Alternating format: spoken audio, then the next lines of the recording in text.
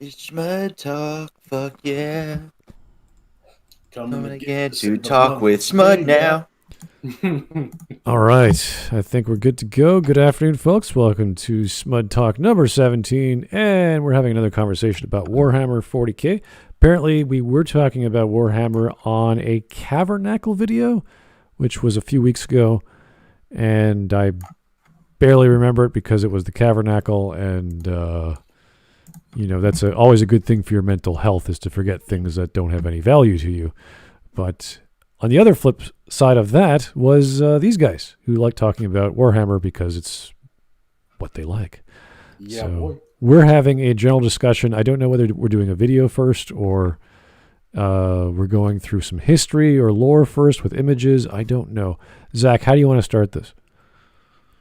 I think it's only right to go chronologically, and we'll leave some. As each of us go through our little segments, we'll leave room for discussion amongst the panel here, and of course from the chat, if they have anything to add. Okay, so you want to do the video first, and then we'll go into your various images, or how do you want to start?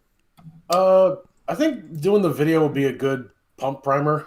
Yeah, a good warmer. Okay, I think Guardsman is going to be the one because it's actually short. Right. Astartes is a long one. We saw I think we watched the Astartes one after the Cavernacle, which was pretty cool. I specifically remember asking you, Smud, do you have 13 minutes and 10 seconds before you leave? Can you spare 13 minutes and 10 seconds? Right. Okay, so this one is called Guardsman. It's made in 2018, I believe. It's only about 8 minutes long. So what are we going to see here, guys? A remnant of the Cadian regiment here. They are fighting what are called the Tyranids, basically the Flood on steroids. The Flood from Halo on steroids. Okay. We can just call them Munchie Boys. Yes. Like, they only exist to consume biomass. Oh. Like, the Tyranids will land on your planet and just consume everything. Plants, people, animals. They will just leave water. They will leave a just desiccated husk, and then they will continue on. And that is all they do. That's all they will ever do. The Tyranids are a massive problem. So we have a member of the Cadian regiment, attempting to fight off.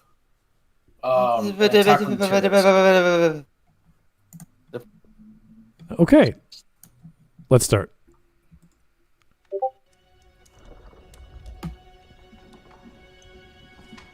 What is this? What? I don't know what this is. There we go. Clearly not the right video. There we go. I was like, man, this Guardsman hitting different. Yeah. There we go. Like icicles and shit.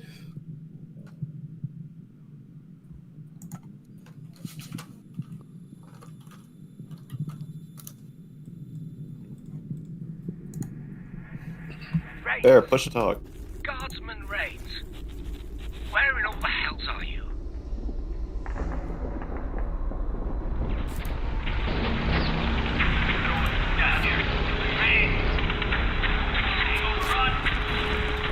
Purple eyes.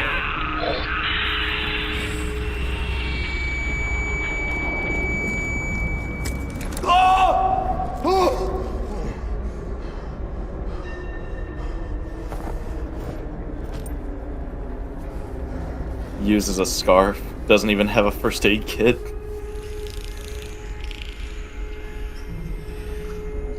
First aid kits are too expensive to supply to the Guardsmen.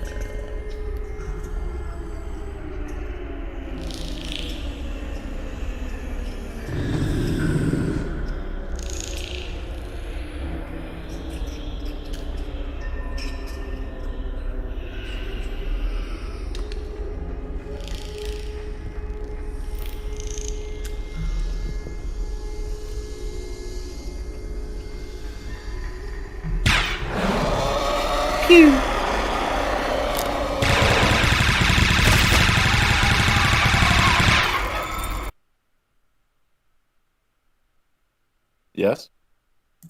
Do we want to talk about the last gun? We can let it play out Okay. for now.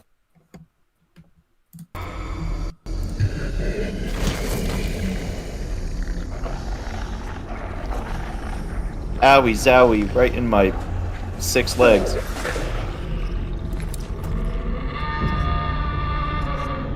Xeno scum.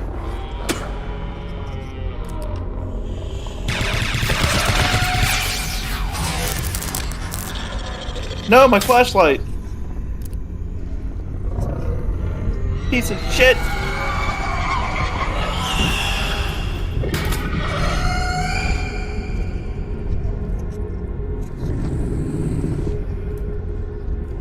Oh God, Emperor. Overseer makes things all right. Whose power none can resist. Grant me the strength to defeat thy enemies. Now, he's not just praying to pray as like his Message final coming in. stand. Praying to the Patching it Emperor through. will actually buff your abilities, So such as the psychic power of the Emperor. right, so the Emperor's connected to all of his followers apparently, and he just is overseeing all of them.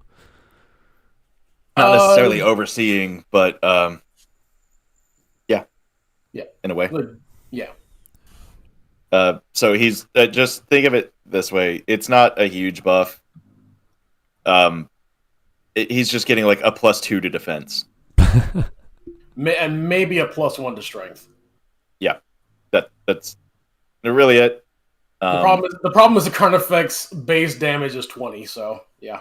Yeah, and his health is 10. So here's Jake the Surgeon. Thank you, Jake. I don't know what you're getting at here, but we tend to expect things like this from you anyway. So Dee Dee Wee Wee, I am Feehy, prepared for doo doo in boo boo. Praise be my phallus. Well, there you go. I mean, you got I don't remember that prayer to the Emperor, but I mean, I haven't read the uplifting primer in a while, so.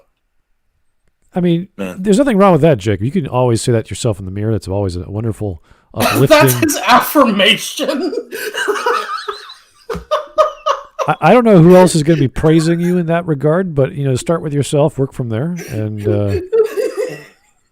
I mean, I just look in the mirror and I just look. look in the mirror and I'm just like, you was kind, you was smart, you was important. This is what Jake does, I guess. All right. Look, I just imagine Zach's head on that little girl as she bangs on the window crying out for that black maid that was fired.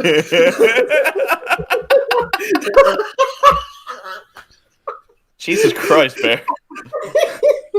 well, here on the Smud channel, we accept all religions, so whatever you believe in is totally cool. Wait, no, hold on. The religion We'll of do a great start with our 40K video. that. All right. Can we get back to? I don't want Dee Dee Wee Wee to completely derail us. No, Jake, stop, please, no. Smud, you have another super chat. Oh, it's Jake the Surgeon again. We'll get that. Isn't that wonderful? I'll have you know it's a gigantic 2 millimeter. I don't know what you're referring to there, Jake. Probably. No, stop! You're leaving room for him to respond, Smud. Stop it. It's the phallus, Smud. No. Gigantic to one man is tiny to another. So whatever it is. It's a very gigantic clit Message coming that in. Jake has. Patching it through. Why does Jake derail? No. Okay. Anyway, guardsman.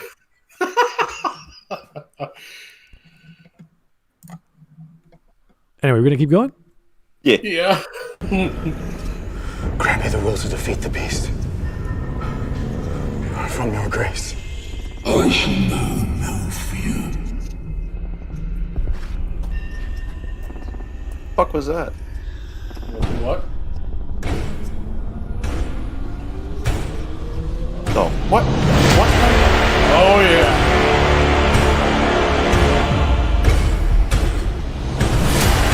So, Jake, just so you know, this is big PP energy.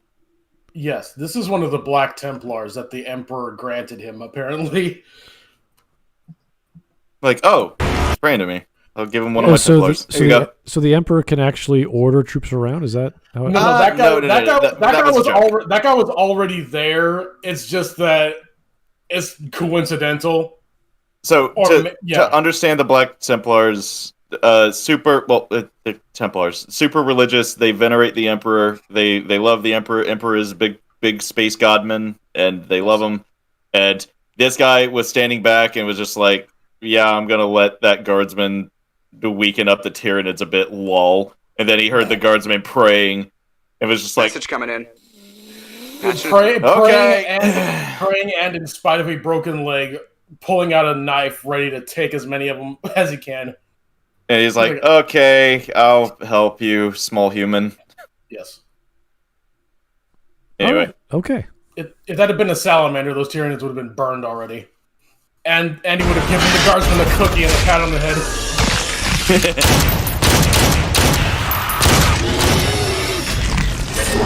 Yeah, your flashlight sucks.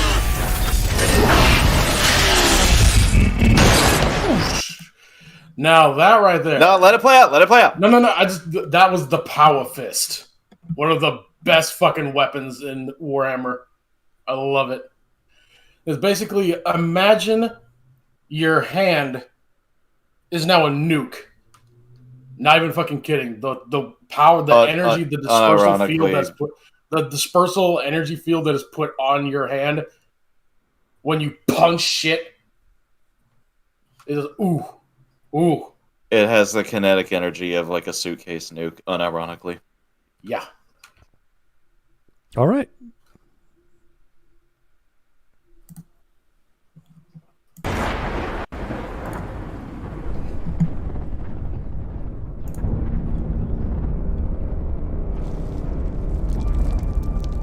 Why are you still laying there? What's wrong with your leg? Take up your weapon, gods.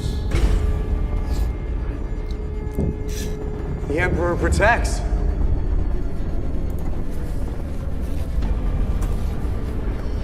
Yes. He does.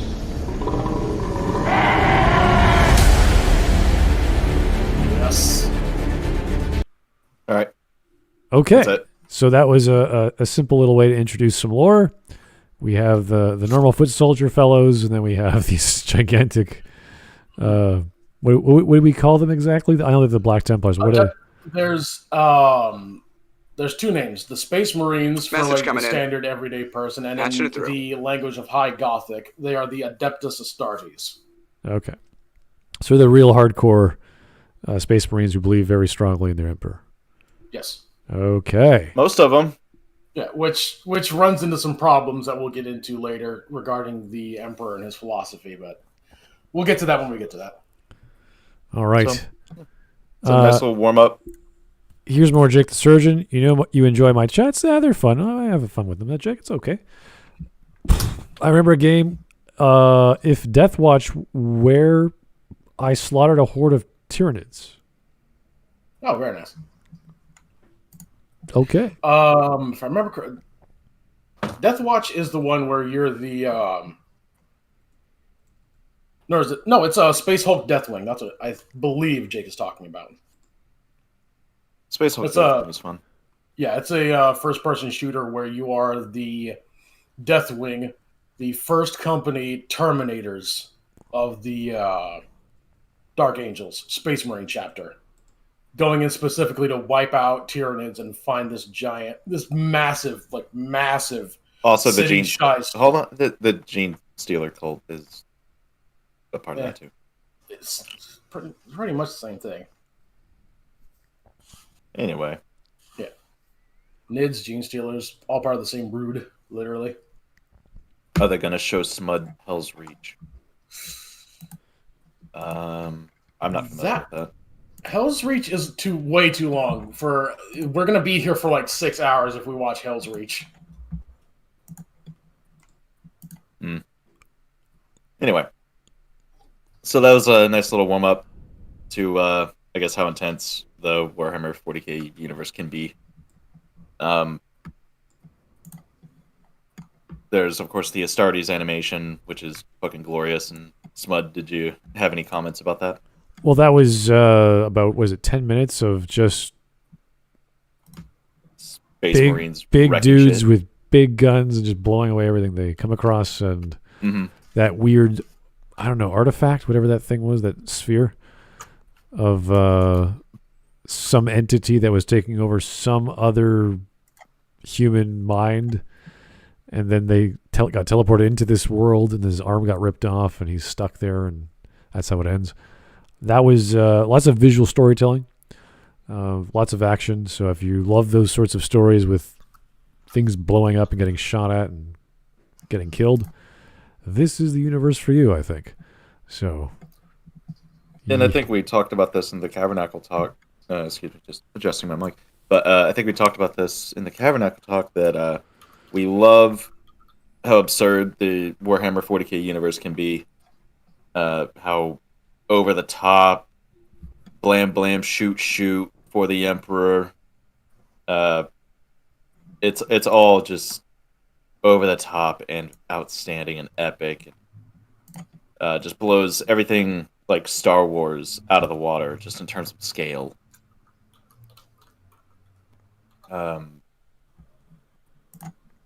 Yeah, Bears, do you have anything you want to add? Yeah, when talking about scale, like Zach is not, Zach is completely correct, because what he's about to get into, like the Warhammer 40k universe has like stuff that ranges billions upon billions of years prior to where we are in the current lore, which is specifically like Zach's domain with the Necrons and the War in Heaven, the Satan, the Necron Tier. Catan, you fuck. Catan, I'm sorry. I'm sorry. I didn't pronounce your fucking robot battery gods properly. Okay, am I forgiven now? Space vampire gods, but okay. Okay, whatever. But yeah, that shit starts. There's all kinds of deep lore spanning like billions of years. I don't know any. not even Dune has like that much going on in terms of just like long, complicated, intertwined history. Yeah. So I guess I'll jump right into it. Okay, so you gave me a few images here. I'm going to bring up the first on the screen. There we go. So what is this thing, and what is he trying to do? So this black and white froggy-looking boy here is what is known as an old one. That's the only name we really have for them. According to 40k lore, there's not really any other information about them. We don't even know their real names, what they looked like. This is just an approximation. So when the Warhammer 40k universe was young, the most prominent species at the time were the Necron Tier and the Old Ones. The Old Ones were a hyper-powerful species of Psychers, which are magic users, essentially, in the 40k universe. And they were so advanced that they would essentially go around helping out other species develop and prosper and live peacefully. And they created these things called warp gates, where the 40k universe typically uses the warp as a means of FTL travel. They figured out how to circumvent the warp. And instead of going through hell to get from one place to another, like the Nether in Minecraft, they can just open this portal and step through it, and they are there. It's like opening a door. And they are just on this other planet on the other side of the galaxy. That's how advanced they were. No other beings could do this. The Eldar still use this. It's called the Webway. And this is a technology that they invented, or is this just natural coming to them? They can just manipulate? A little bit of both.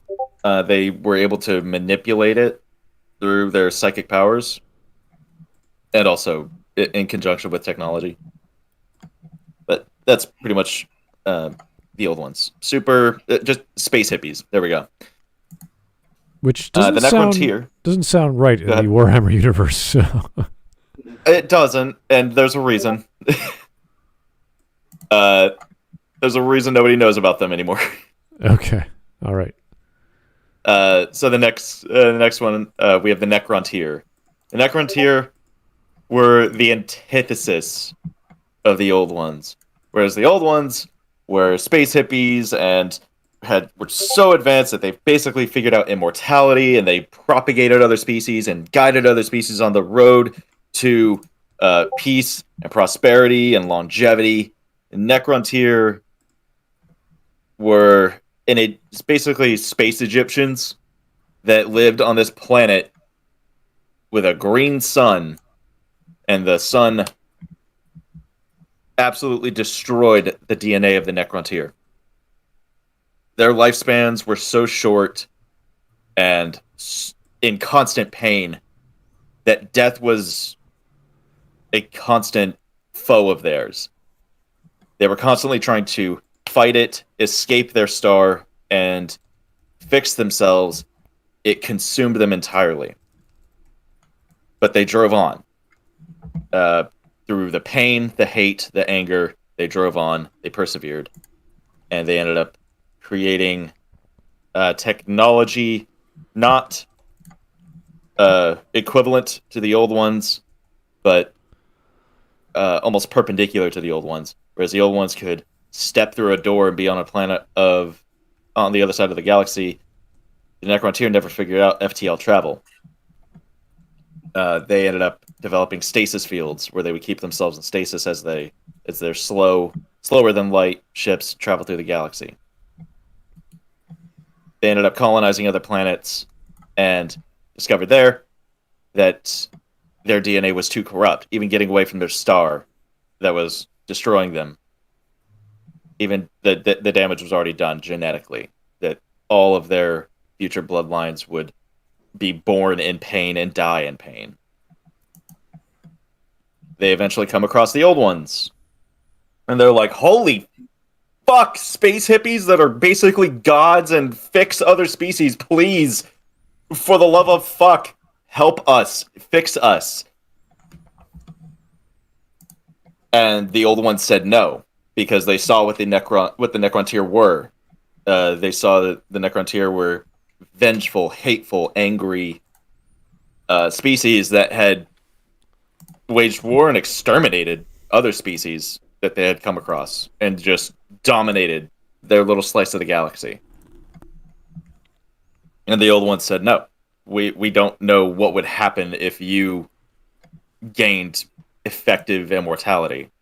It would be slaughter on a galactic scale, so no, we're not going to help you. This did not go well. The Necrontyr had a lot of infighting at this revelation.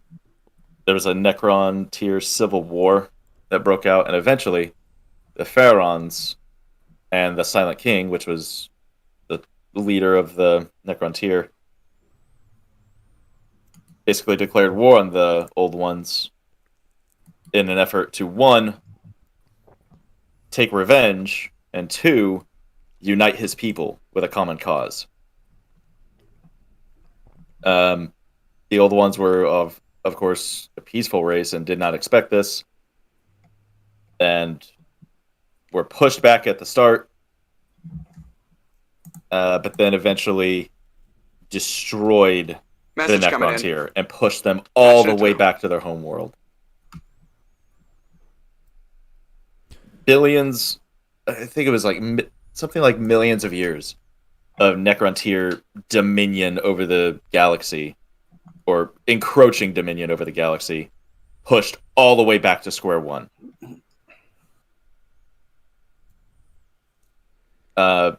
Countless number of their people died. Countless number of the Old Ones died. But yeah, they were pushed all the way back to their star. Right back to the planet where they started. Okay, cool. If anyone Sorry. If anyone wants to answer Jake's super chat in the chat, go right ahead. We're going to keep going, though. Do you want to answer? Do you want us to answer, or are we just gonna? You could type it out in the answer. chat if you want. Yeah, it's up to you. I'll go ahead and answer. Jake, where's a good place to start for 40K? The Astartes animation is where I started. Well, I started with a very good friend of mine talking to me about it, and I started getting into some of the memes. But then when I wanted to jump into the Warhammer 40K universe, I started with Astartes, Guardsmen, and then I started watching Arch Warhammer, which you can find all of his series. He has a great YouTube series. He's got it all on a playlist about the introduction to Warhammer 40K. Luton 09, great one. And my personal favorite, Baldemort. I'll type his name in the chat. Baldemort. Fantastic storyteller. He's got the voice for it, way better voice than mine. And he made one of my favorite videos on this platform that I'm basically recounting of the War in Heaven and the Silent King. Start with Astartes. See if you like it. If it's cool as fuck to you, then trust me, there's way more out there for you. And go from there. Now, my recommendation, not to like Zach, what Zach said is perfectly good, but for me, the way I got into it was I was looking for just like a guy in like heavy armor, just for a project I was working on, and I got introduced to the Space Marines, and then I thought, okay, I'm a fan of like these RPG elements. What specifically? Like, Bearserkers are my absolute favorite class to play in most RPGs. So I look and I find the Khornate Bearserkers. And from there, I learn about them. I learn about Khorne, all the other Chaos Gods, the Imperium. So if you're a very big fan of RPGs, like, find your favorite class is in Warhammer. So find them, start with them, learn about them, and then you will, by the time that you learn a lot about them, you'll already be in the rabbit hole, and you can just go in any direction at that point. And you'll mostly wind up at orcs. Yes. More than likely, you're going to wind up at orcs and be like, oh my god, I love them. The orcs are the goodest boys. Okay. Hopefully that answers your question there, Jake. So, what's next? So, next up, we have the lovely, lovely demon space god vampires called the Catan. The Necrontyr discovered that something was not right with their star. After all these millions of years, they discovered something was doing this to their star, that its radiation was corrupting them. And they discovered it was that motherfucker right there on the that you see on the screen. His name is Azagorod the Nightbringer, and he is essentially a space vampire that was leeching off of their sun's energy. And what the Catan do is go around the universe and just leech off of stars, consume all like most of its energy, and when it finally withers out and dies and leaves a cold husk of a solar system, they'll move on to the next star and eat that one over the next few millions of years. And as a result, the radiation that their sun was giving off corrupted the Necrontyr, so they discovered that this guy was the one that cursed them, essentially, and was not even aware of their presence. So they figured out a way to communicate with him, give him a way to communicate with them, give him a way to communicate with them, which was by giving him a living body. They struck a deal with him and the other Catan that they were made aware of through him to eliminate the old ones and to grant them immortality. And then next up, Smud, I have a picture of Mephethron the Deceiver. He was the one that actually tricked the Necron. So Mephethron devised a way to make the Necrontyr the slaves of the Catan and grant their wish at the same time. They constructed these huge structures, these foundries for the Necrontyr, and did something called biotransference. So you're going to transfer your mind into a robot body, essentially. And they sold it to them as being their cure for their affliction. So the Necrontyr did it on the order of the Silent King. He ordered his people, whether they go in willingly or they go in kicking and screaming, to go into these huge foundries and turn themselves into machines. And he was the last one to go through and realized that he was the only one that kept his consciousness. Cesarek, the Silent King, nearly destroyed his people in creating the Necrons. They were no longer thinking, sentient, feeling beings, but more or less just machines. They had no free thought, no emotion, no happiness, no sadness, no pain, nothing. And they were all completely subject to the Silent King through obedience programming. So whatever his will was, they did it. His entire race. And during the act of biotransference, the Catan fed off of what I guess I can describe as the pain and suffering of the Necrontyr as they were being turned into machines. And discovered that that was way more delicious than feeding on stars. So they took their new Necron army, and you can cycle through the rest of the pictures of the Catan if you want. We're almost done with them, but now we're onto the Necrons. The Necrons and the Catan marched across the galaxy, slaughtering nearly every species they came across. They exterminated and genocided entire solar systems to feed the Catan. And the Catan grew ever more powerful, ever stronger, and were essentially gods at this point.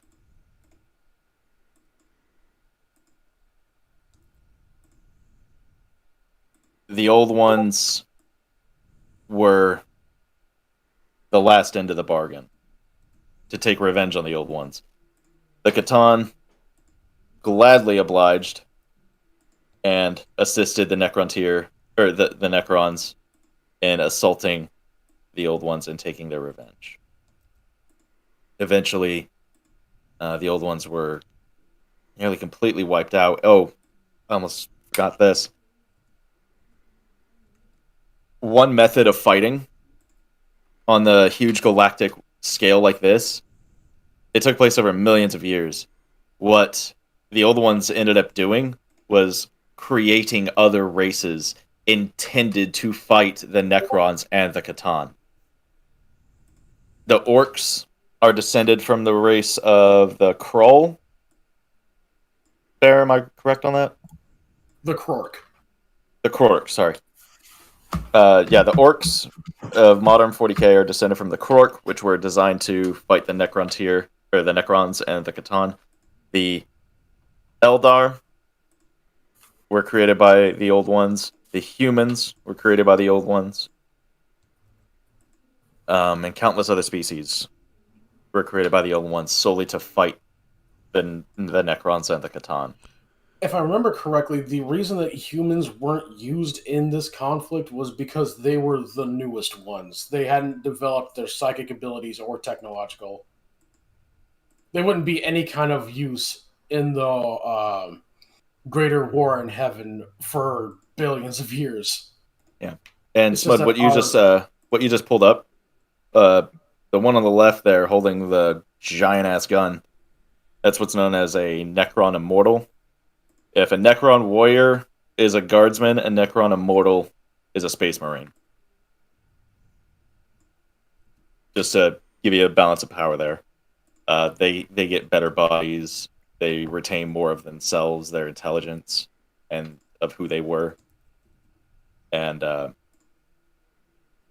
one on the right is what's called a Pharaon, and he's essentially a leader of an entire dynasty. And the Necron army has thousands and millions of dynasties because that's how big their species is.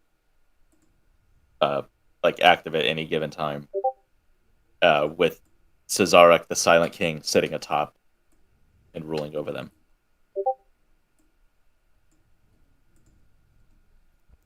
And eventually, the old ones were... Oh, and what you have on the screen, that is Cesarek, the Silent King, and his three...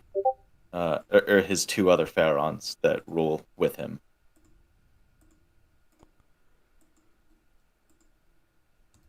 Eventually, the old ones were either pushed to extinction or nearly eliminated, or they just left the galaxy. But yeah, the Catan, basically having eaten most of the races in the universe and having no more old ones to feast off of, ended up starting to starve and become weaker. And the Necrons, or specifically Cesarek, the Silent King, took advantage of that. Knowing that he was betrayed by the Catan, he lured in Azagorod, the Nightbringer, the one who did this who started all of this to his race, lured him in with a show to show him all the new weaponry that they had made in his honor. Basically a military parade for Azagorod. And as he was enjoying the show, they turned on all of their weapons, the entire Necron race, and fired at him. He ended up shattering into thousands and thousands of shards, and they knew that they could not kill the Catan. Because how do you kill a being of pure energy? What they did was they trapped each of the shards into what you see on the screen there, a Tesseract vault. And in the center there is a shard of a Catan.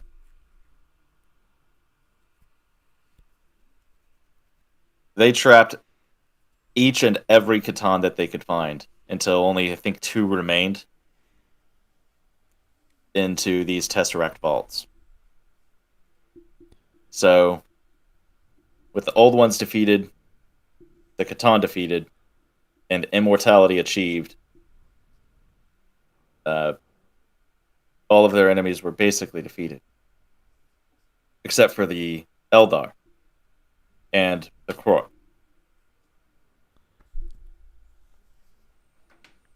Cesarek, recognizing that he would not be able to... They turned Catan into Pokemon. More like batteries, but hey, go off.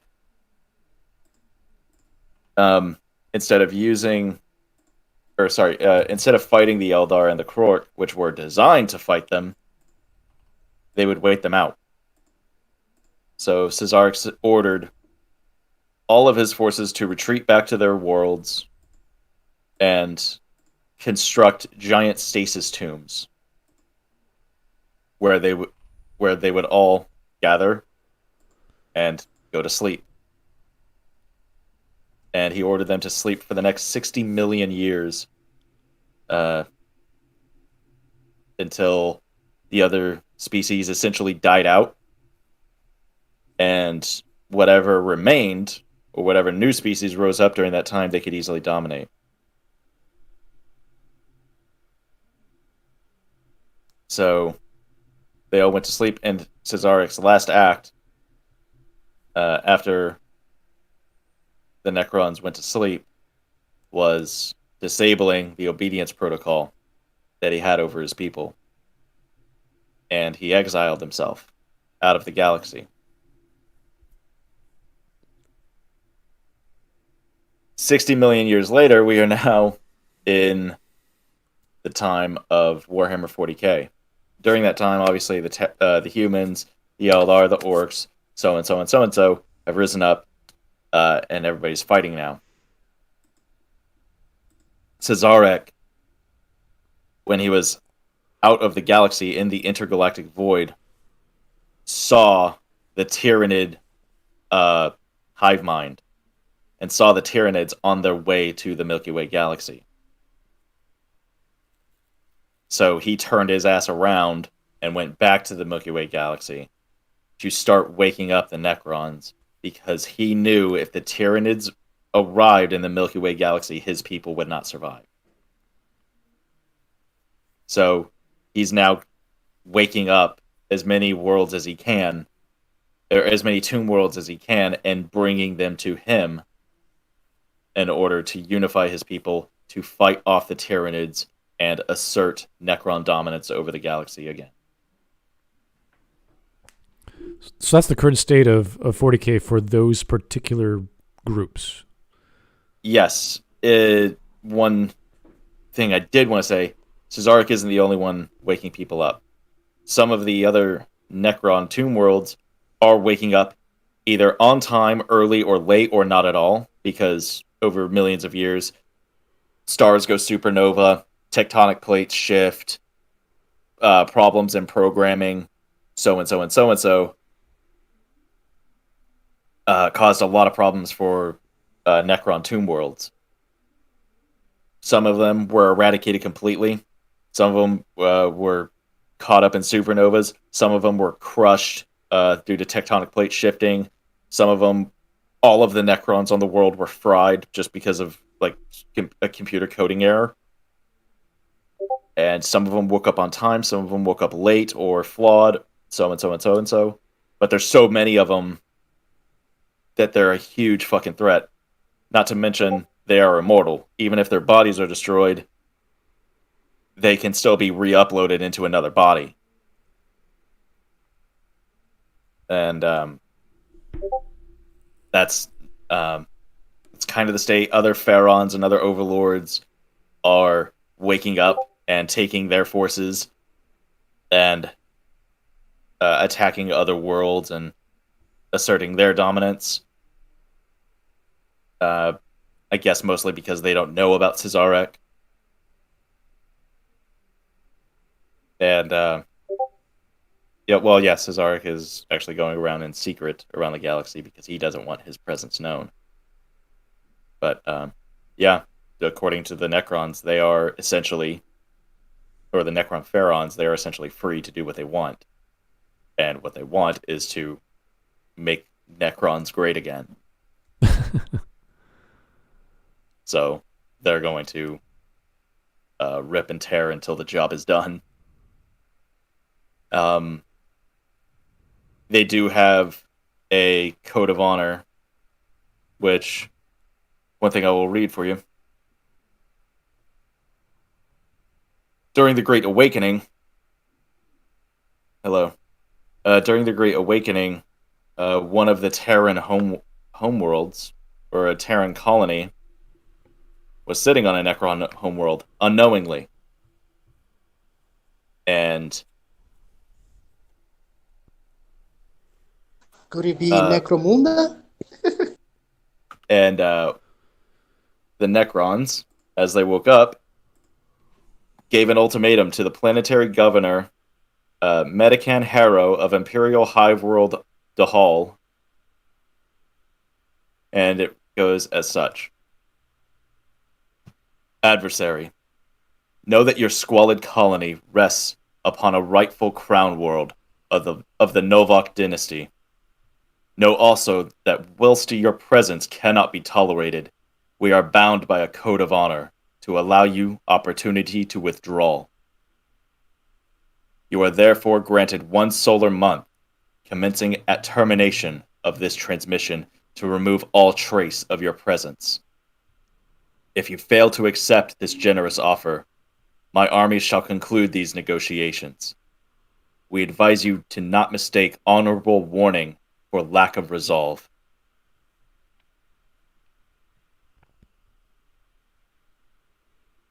They do have a code of honor that they typically do not break, but when the chips are down and they're pushed to their limit, one of the last, this image you have up here, they can do the slyest, underhanded, backstabbing tactics that they can devise. And one such weapon in that arsenal is opening a Tesseract vault, which holds, obviously, a shard of a Catan in the middle of on the enemy side of the battlefield. And just let it wreak havoc. Now that's why in this... Those are like pieces of a dead creature that was killed a while ago, but does it do anything? Like, what is that? It's not really dead. And it's pure energy that's also sentient in a way, but is also easily captured again by the Necrons. Because it can't really...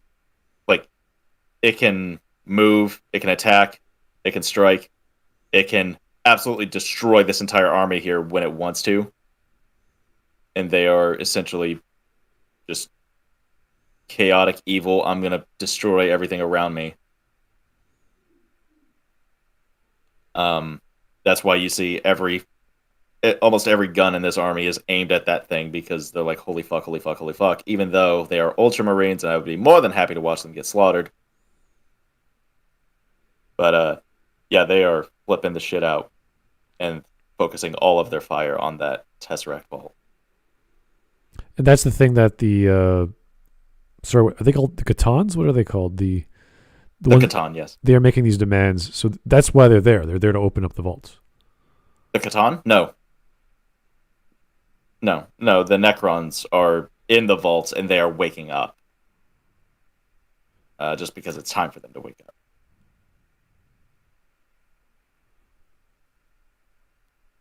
But yeah, over time, these tomb worlds, life propagated on some of them, unknowingly to the Necrons. And they just wake up, and there's an entire fucking civilization there. Or they were colonized. And there's just a colony on their world. They're like, what the fuck? Get off. This is our house. They're like, who the fuck are you? And then they're just dead. The Necrons do not care. They will wipe out an entire colony. They will wipe out an entire civilization to get them off their core worlds or their crown worlds. Yeah, the Tyranids don't play with the Necrons too. If the Necrons is on the planet, they run out.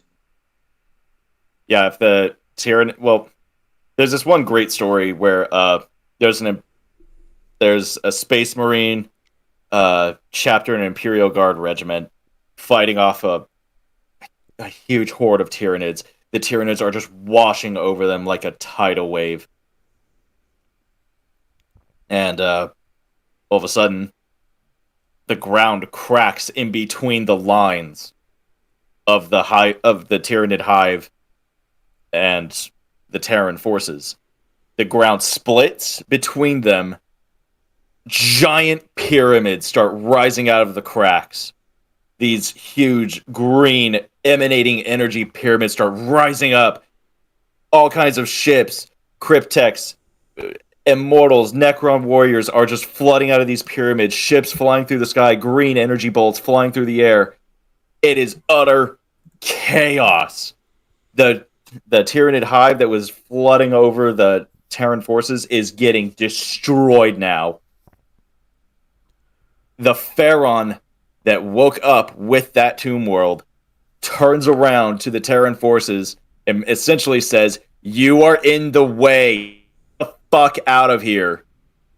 And turns back around and starts firing back on the Tyranids. Every other species, not a place you want to be. every other species in the galaxy is an ant compared to the Necrons. A unified Necron force, like a unified Necron race, would wipe the floor with the entire galaxy. But the problem is that they're not unified right now. They're very scattered. They're confused. They're waking up without any real central leadership. They just have the leadership of their own tomb world, of their singular planet. And then that Pharaon may want to go over to the next tomb world that's next door and fight for power on that one and kill that Pharaon and take his army and then go on and go on and go on and build his own dynasty. Like for all the intelligence and superiority that the Necrons tend to have about themselves, they have the exact same problems as the retarded orcs. They are not in any way, shape, or form organized. Like they just go out and they do their own thing for their own ambition, and that's what keeps them fragmented and beatable. Yeah, it sounds like they're independent. They each want to do their own thing, regardless of saying they're on the same side. It's that independence is central to the Necron psychology, because remember the Necron tier, when they were young, their lives were so short. Their entire life's purpose was focused on being remembered, having the grandest crypt, the grandest pyramids, having done something to be remembered for all eternity. That's why there was so much infighting. That's why so many dynasties split off from the central Necron government. Because, no, I'm going to be the next great dynasty. I'm going to be remembered. And they just did. They were very selfish. Without a common goal to unite them, without a common cause, the Necrons are very, very fragmented. They just need a great con to help them. I just saw this in the chat. I'd say Eldar could have stood a chance. Could have. Definitely not in their current state. Yes, the Eldar at the peak of their power would have destroyed the remainder of the Necrons. Yeah. But then we're getting into my domain for why they are no longer a thing anymore.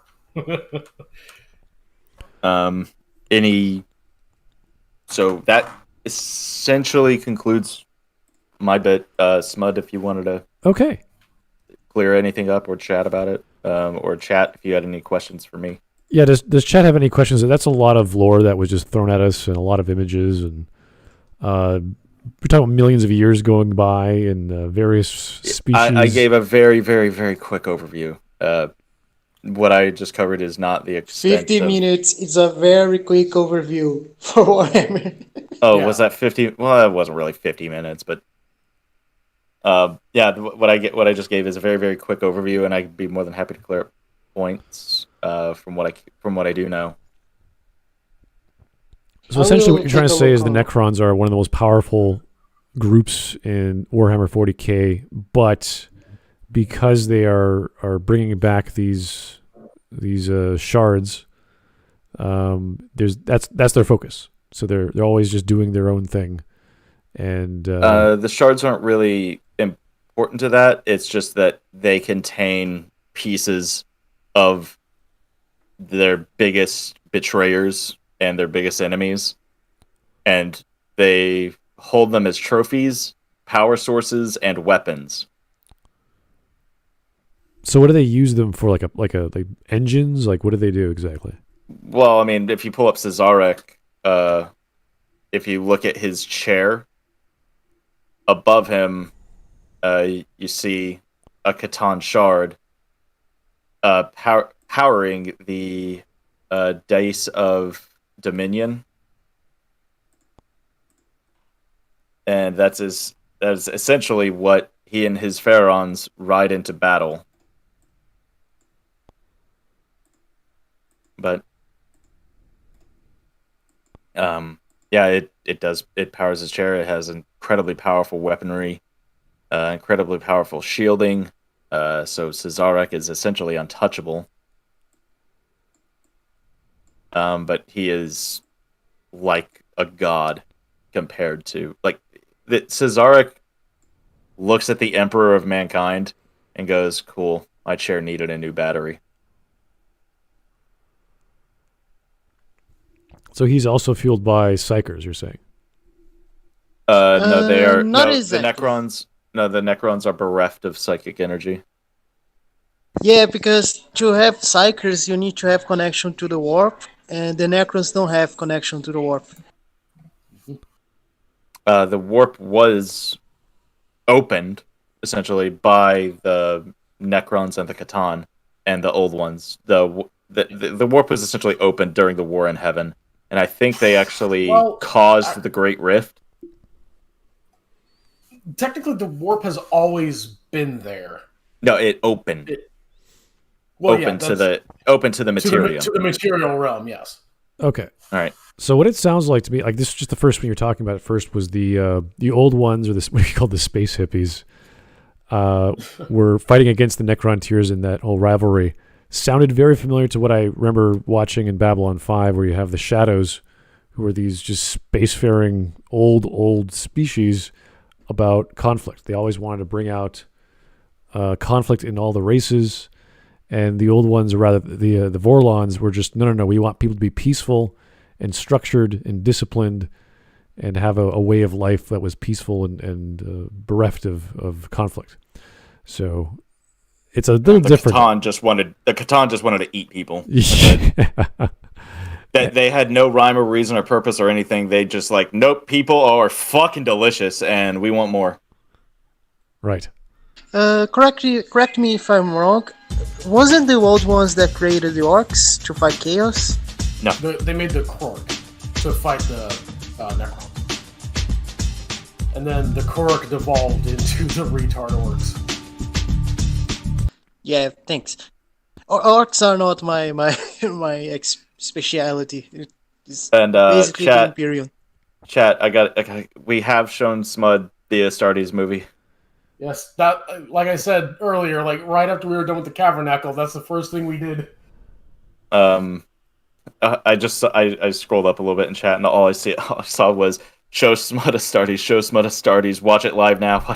Yeah, that was Space Marine just gave a donation saying exactly the same thing. So it's like, we get it, we know, we saw it. It's cool. Yes, Astartes is cool. Yeah, we got it. Pretty cool. All right. All right. Okay. So, everyone okay?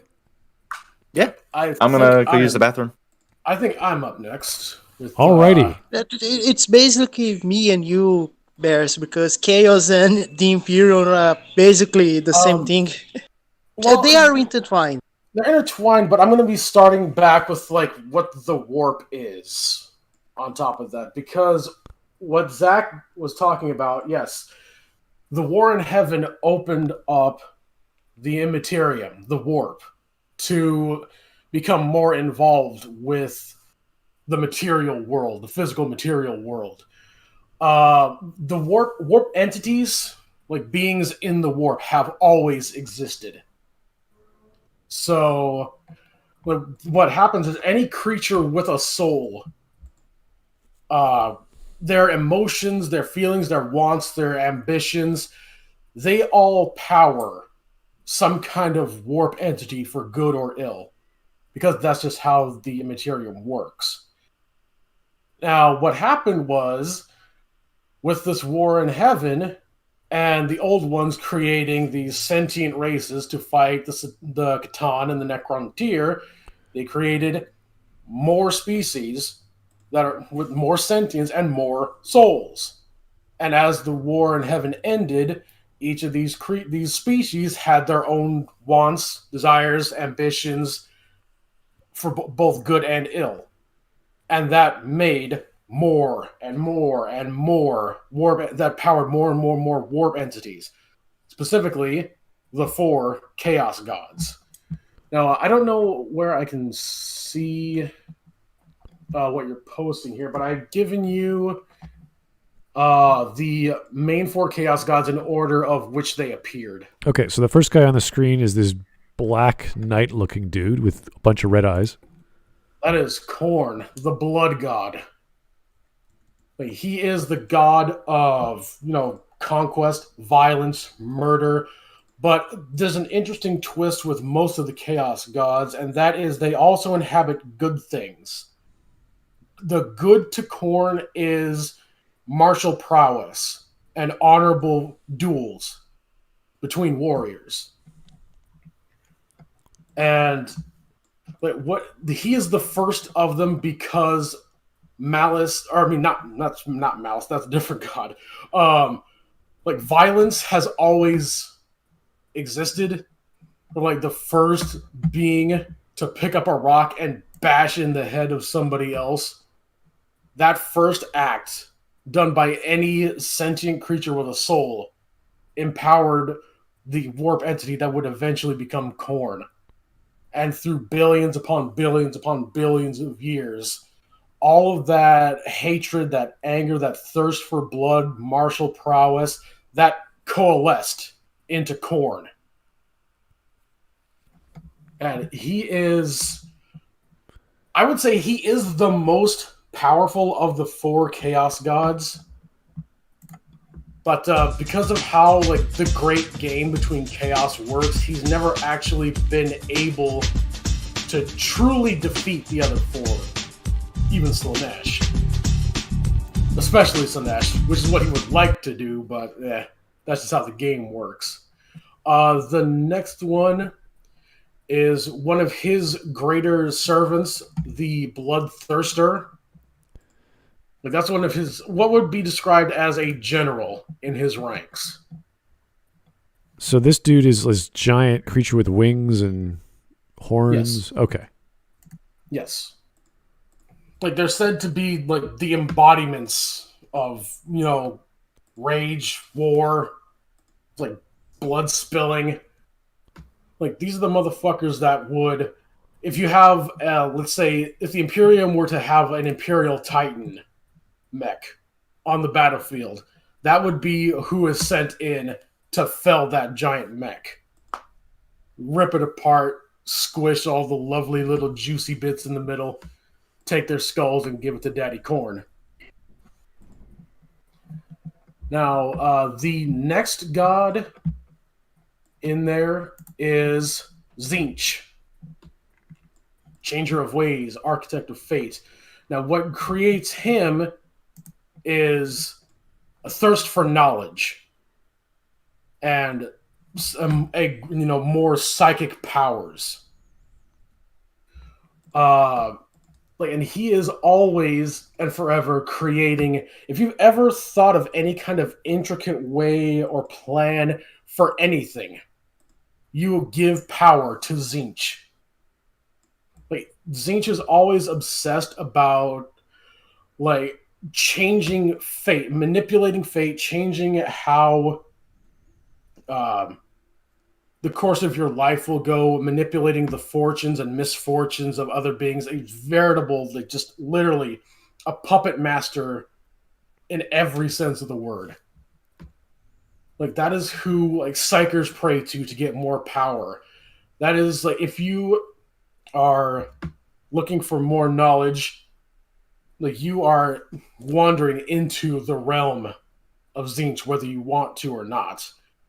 And that's part of one of the things that makes the Ruinous powers just so pernicious. Pretty much everything, in one way or another, will empower them in some way.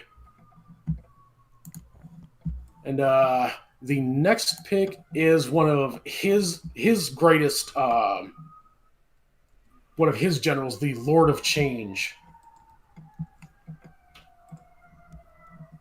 Okay, this is a bird-looking fellow with a staff? Yep.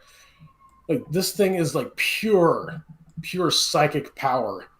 That is the one that will, if the Bloodthirster is just pure melee rage, this thing is the antithesis of that. It is back ranks, just fucking shooting lightning, fire, just pure psychic energy, tearing you apart telekinetically, fucking brain raping you with all kinds of horrific images. That is what that bird thing will do to you. And the next one is one of the most beloved of the Chaos Gods, Papa Nurgle. Papa Nurgle loves you. Papa Nurgle love you. Like, the reason that people speak of Nurgle affectionately in spite of his disgusting, fetid appearance and ways is that his philosophy is that everything decays. So there's no point in trying to fight it. Just enjoy what you have now. Like, and Papa Nurgle basically makes the pain go away. The problem is he makes the pain go away by giving you literally every disease imaginable and some that aren't. So all of these diseases counteracting and working together offset all of the other like debilitating ones and allows you to not feel any form of pain ever. But you are this disgusting, literally maggot infected, like walking, disease that rots everything. He's my disease now then, man. Yes. Yes. And the next one there is one of his generals, the Great Unclean One.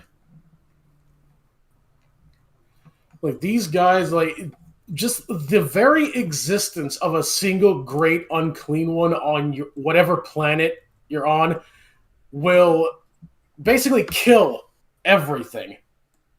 Like, you can kill the Great Unclean One, you can banish him back to the warp, whatever. But the fact that he was even there on your planet means that there's no way for you to grow anything on that planet ever again. Which is typically why whenever there's a Great Unclean One or Plague Marines or any Nurgle anything on a planet, the quickest and most efficient way is to just shrug your hands up and press the Exterminatus button and get rid of the entire fucking planet.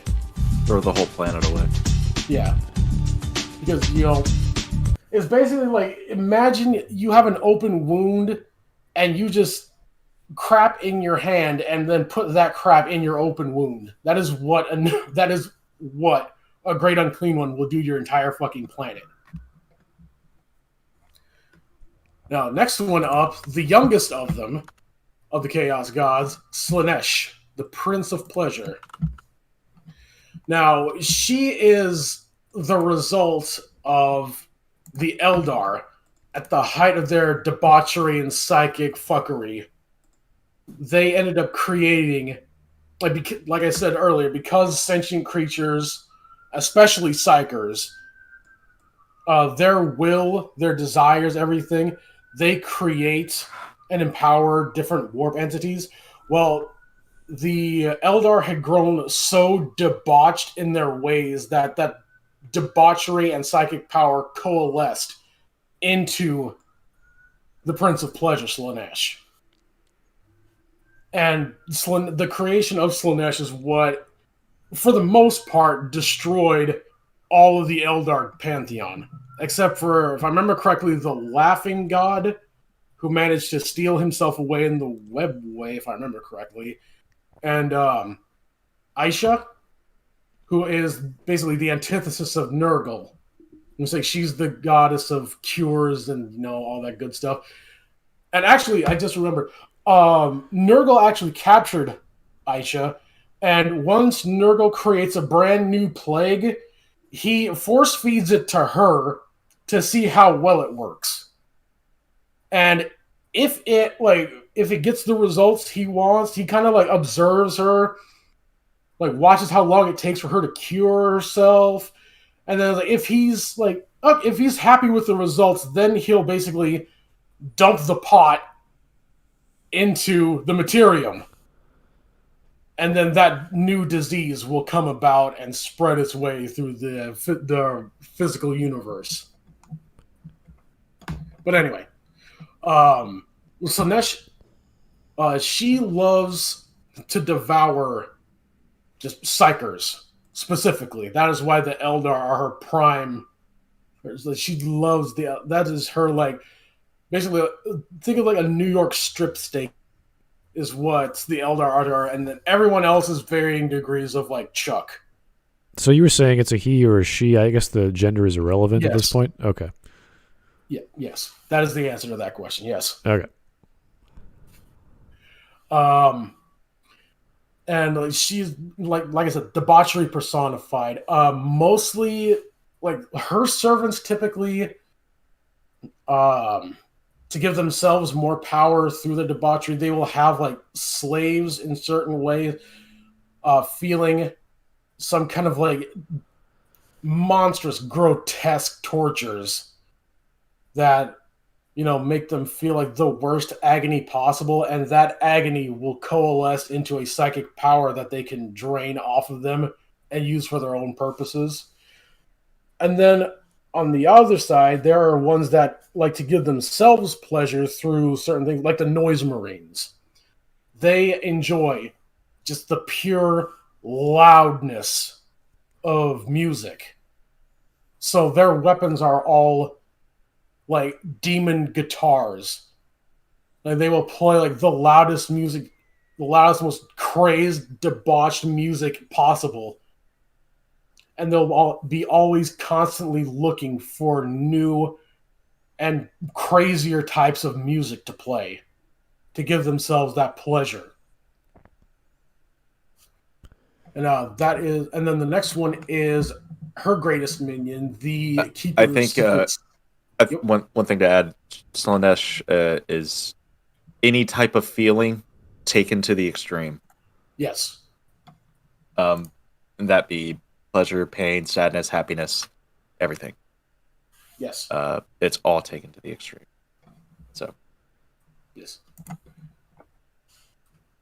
Now, the Keeper of Secrets is typically one of the ones that will be directing the lower class demonettes to be out there in the material world, kind of like puppeteering these ones to like entice Eldar humans to give into their more debauched sides, so that Slaanesh can gain more power for herself.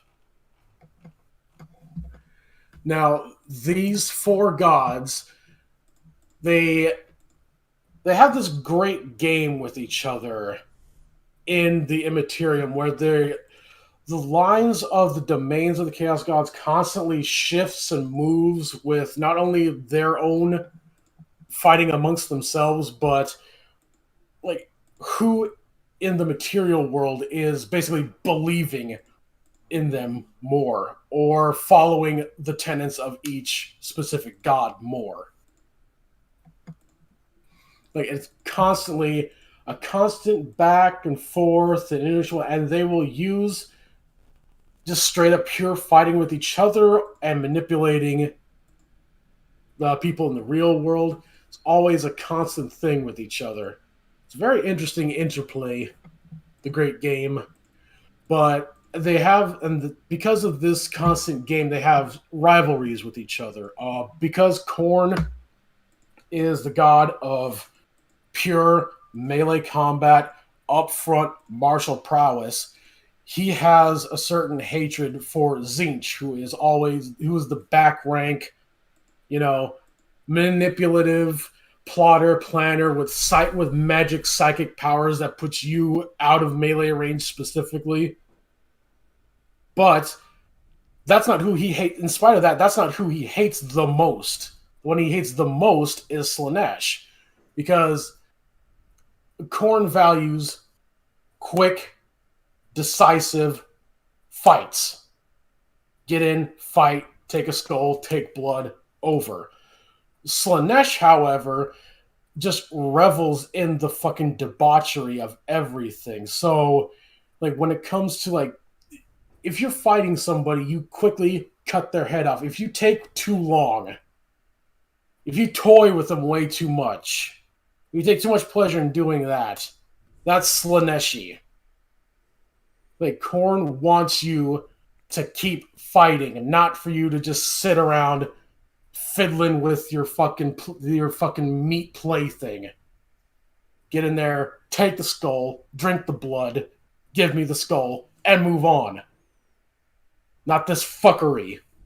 Not this torture. Not this sadness. Not this pleasure. No. Get in there, fight. That's it. But for Tzeentch, and yes, while Tzeentch doesn't like Khorne because it's basically like a jock versus a nerd with Khorne and Tzeentch. Like, Tzeentch looks down on Khorne, this big muscly meathead, doesn't think anything through, doesn't do anything. But, in spite of all that, his biggest rivalry is with Papa Nurgle. Because Tzeentch is always there planning, plotting, trying to find new ways around things, trying to escape the inevitable. But Papa Nurgle embraces the inevitable. Like, there's no point in trying to do all that plot bullshit, because it's just the end is gonna happen anyway. So just embrace it. Just let it happen. Enjoy the now, what you have now. But that doesn't work with Tzeentch, because now is just time to plan for later. And of course, I mentioned this earlier, Slaanesh's biggest rivalry is with Khorne. Specifically because, why would you just kill this thing? Like, you're wasting it.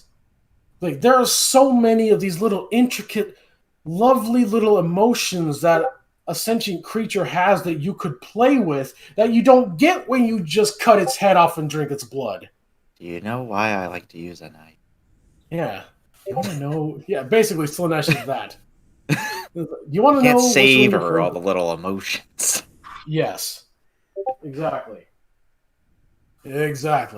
Khorne is the biggest Chad next to Caldor Drago.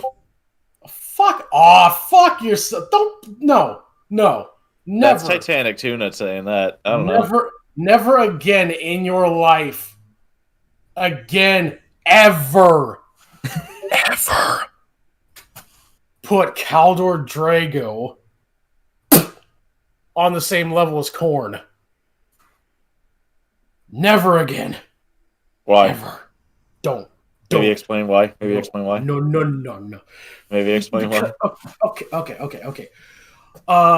Do you know what the term Gary Stew means? Is that Caldor Drago? Yes. Okay. Yes. Okay. Now, in spite of all of the how you doing, Swed? I'm fine, thank you. Okay.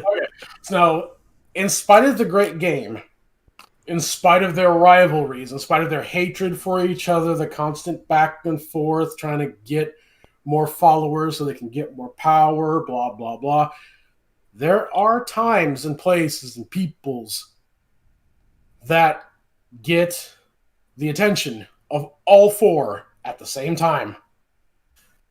Whether for good or ill.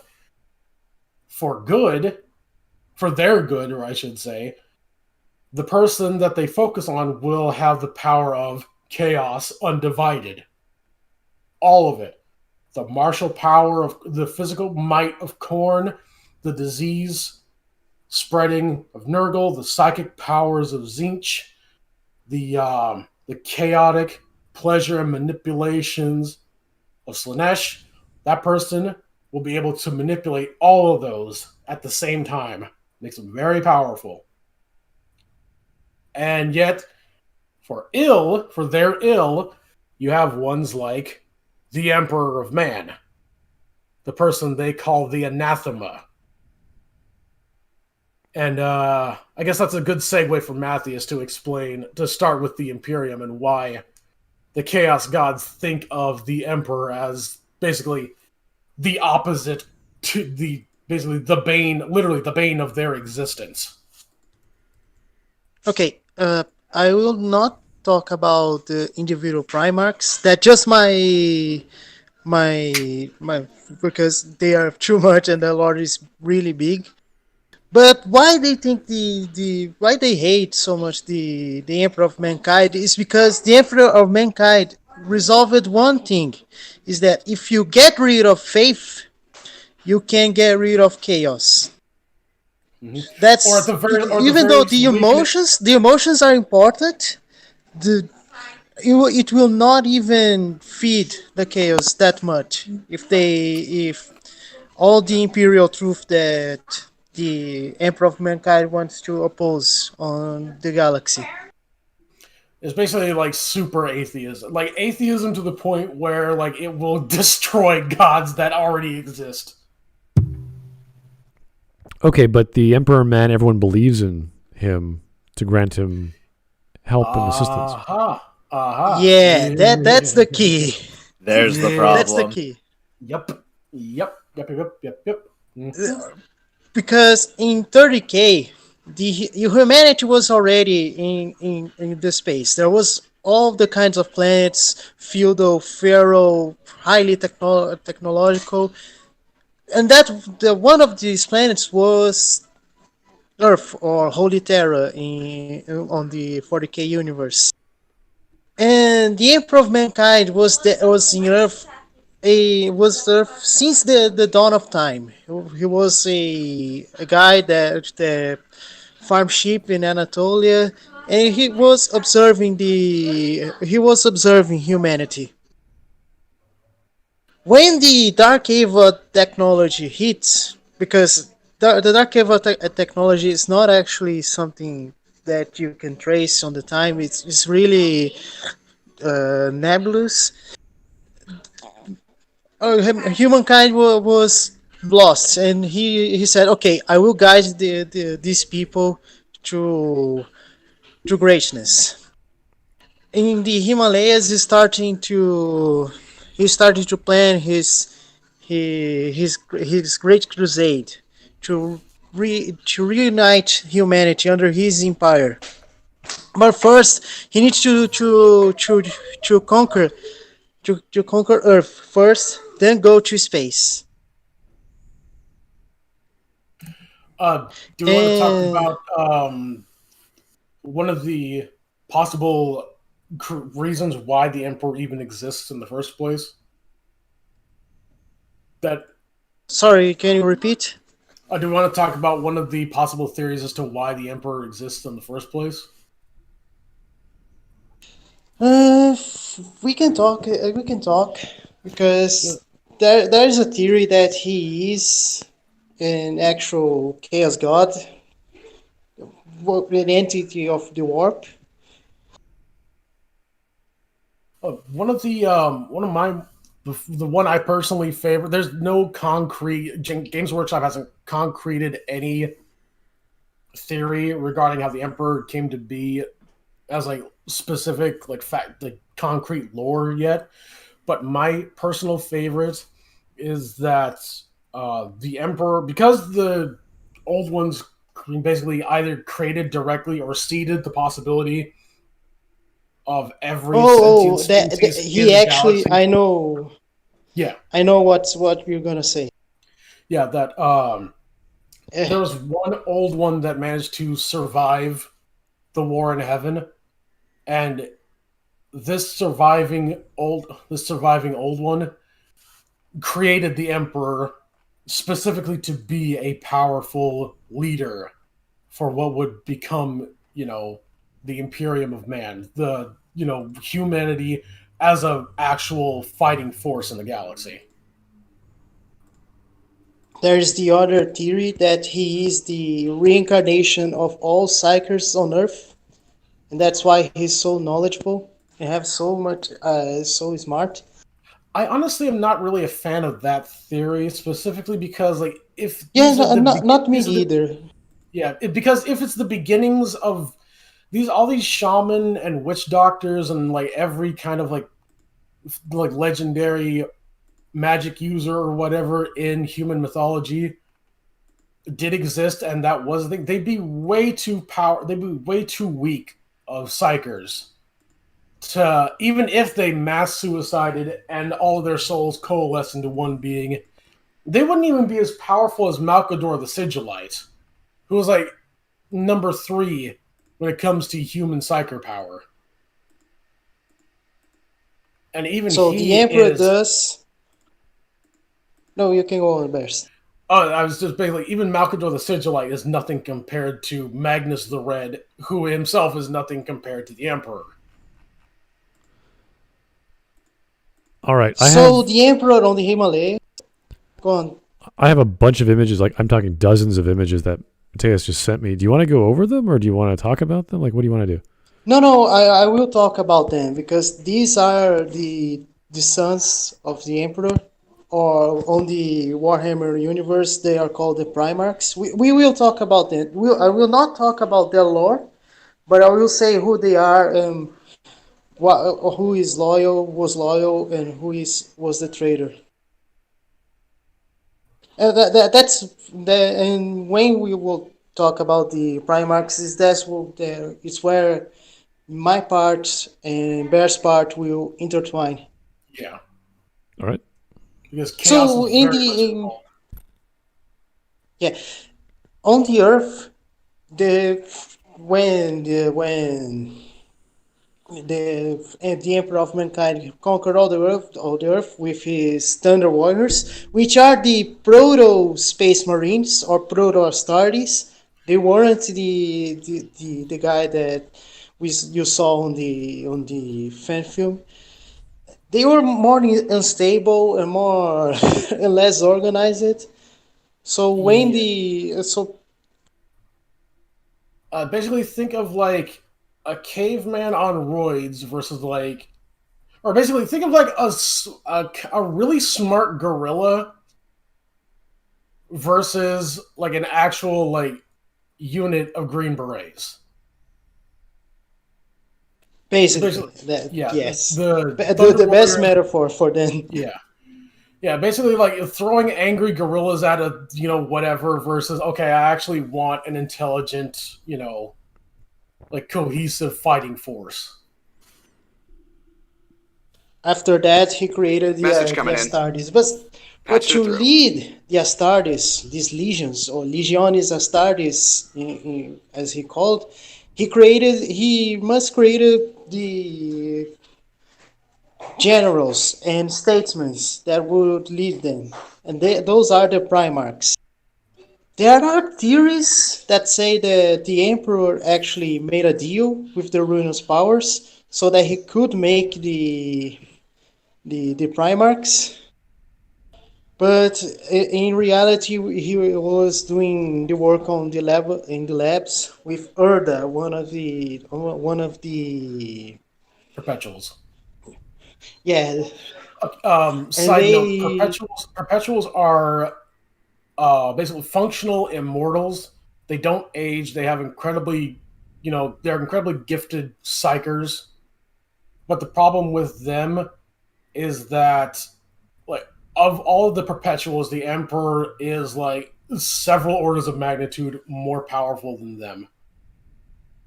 And he can create other Perpetuals because he does that. He does create other Perpetuals, which is where the Primarchs, the leaders of the Legiones Astartes, come from.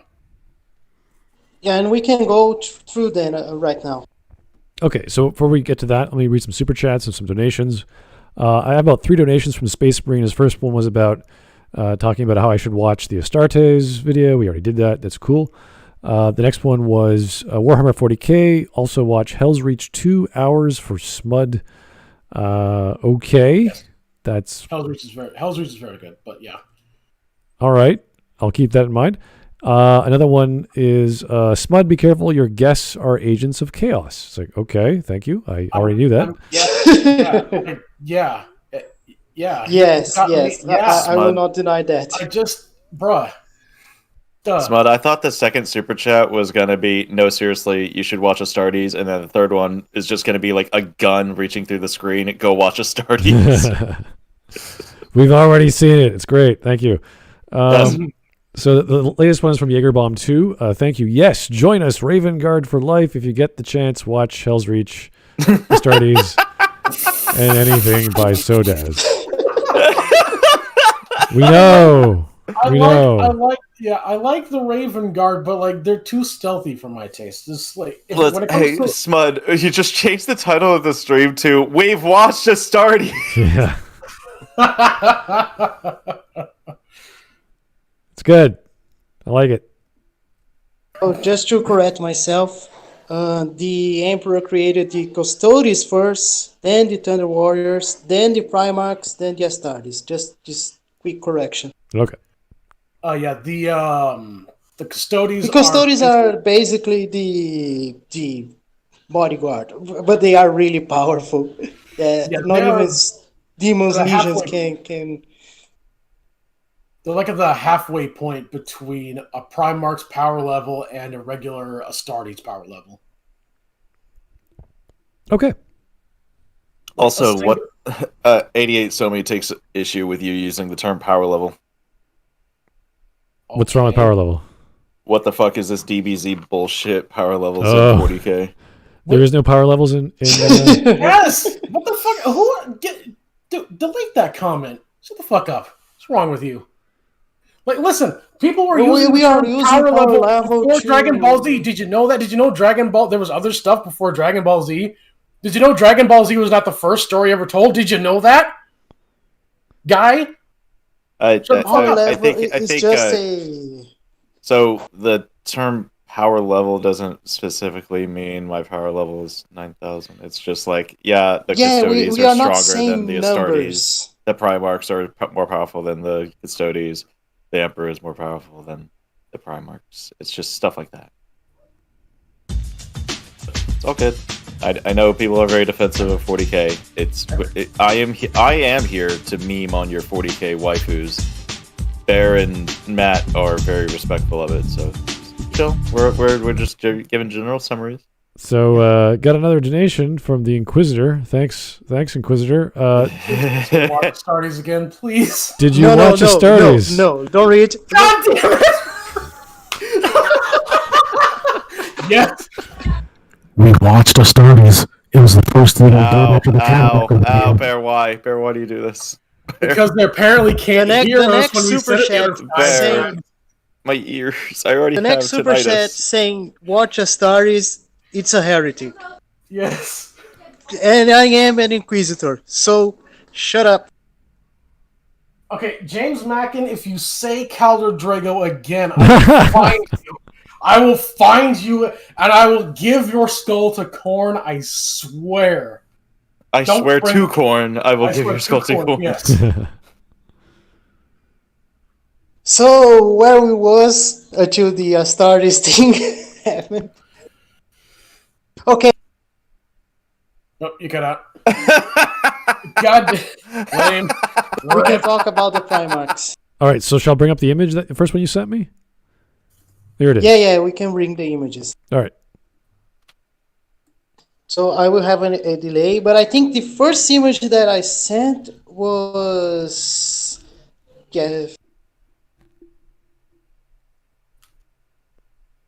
Okay, this guy that I sent first, those are the Necrons. The more... So that I sent a lot of... That's a Necron, Smud. Okay, that's the first one I got. Emotech. That's Emotech. Emotech. I'm just going in order. Emotech the Stormlord. What's happening? Why? So the first image that I sent is Magnus the Red. He is one of the traitor Primarchs. All right. As a devotee of Korn, I spit upon this psyker. Yeah, the second one. Stop spitting. Stop the it. The second That's one gross. is Vulcan. He's the leader of the. Salamanders. Second one is the leader of. Stop with the fire swords. It's a bad weapon to have on a cutting. That's a bad thing to have on a cutting weapon. Zach, that's the Emperor's swords. Time to fuck up. Zach, are you trying to tell the salamanders to stop with fire? No. Are you really saying that right now? No. Have your flamethrowers all you want. Just stop putting fires on swords. Zach, They're the Salamanders. They have fire on everything. Everything is fire. So and fire is this everything. one is the Emperor of Mankind. Okay, I'm sure there's a lot of him. I'm sure. Yes. Oh, cool. Yeah, Great. it's my favorite image. Is the Horus Heresy? You can see the Emperor fighting his son Horus Lupercal, Horus and the one that right there is Sanguinius. Rip Sanguinius. Horus there on the left, that is what you become when you are...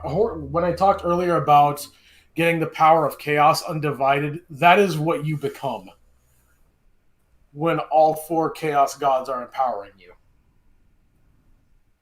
Rip Sanguinius. Yes, Message coming in. there is. Patching it through. He was a very good There's boy. 20 Sanguinius. Yes, he was. He also had a dark flaw that that the Yes. Blood Angels have problems. The Blood Rage, the blood... Wait a minute, it's the Bloodthirst and the Black Rage, I'm sorry. And that is what made Sanguinius so like enticing to Khorne. Because of those two things. Like he's like Sanguinius is like a super vampire. Like his men are interned into a golden sarcophagus, while the gene seed organs are implanted into them to turn them into Astartes. And then afterwards they come out, and like a lot of their rituals deal with drinking blood.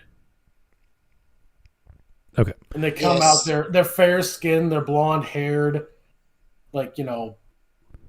So like Khorne sent out one of his bloodthirsters, Kabunda, to constantly hound the Blood Angels and their Primarch Sanguinius, while also trying to entice him into the service of Khorne. Now you guys correct me if I'm wrong, but I think Sanguinius was like the second most enticing to Khorne right after Primarch Angron. Is that fair to say? Oh, I don't know. Yes.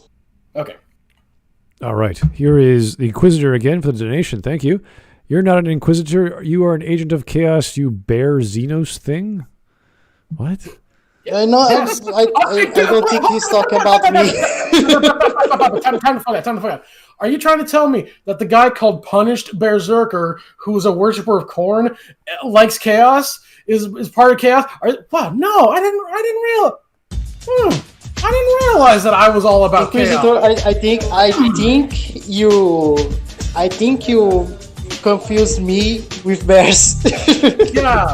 Yeah, the guy on the left there. He's the Inquisitor man. I'm the bear. That's why we have different names, because we're different people. We're not the same guy. Don't read the donation. Don't read. All right, we will not read the donation. Here's Jaegerbomb 2. Sanguinius might be the best, but Corvus Corax is my favorite. Yours? Also, have a favorite tabletop unit. Mine are Ravers, useless but cool looking. Mine is Sanguinius, and I like the Assault Marines. If we're talking about... Okay, now... Yeah, he's talking about the... Which Primarch are we talking about? Loyalist or Chaos? For Loyalist, it's a toss-up between Lionel Johnson... Basically, a three-way tie between Lionel Johnson, Lehman Russ, and Vulcan. For Chaos, no contest, Primarch Angron. Favorite unit on the game? I'm a fan of Dreadnoughts. I love those guys. Big square-bodied fuckers. So anyway, that's Smud is going through all the images that I sent. Right. You can go to the next one. All right. The next one is pretty good. I've seen that before.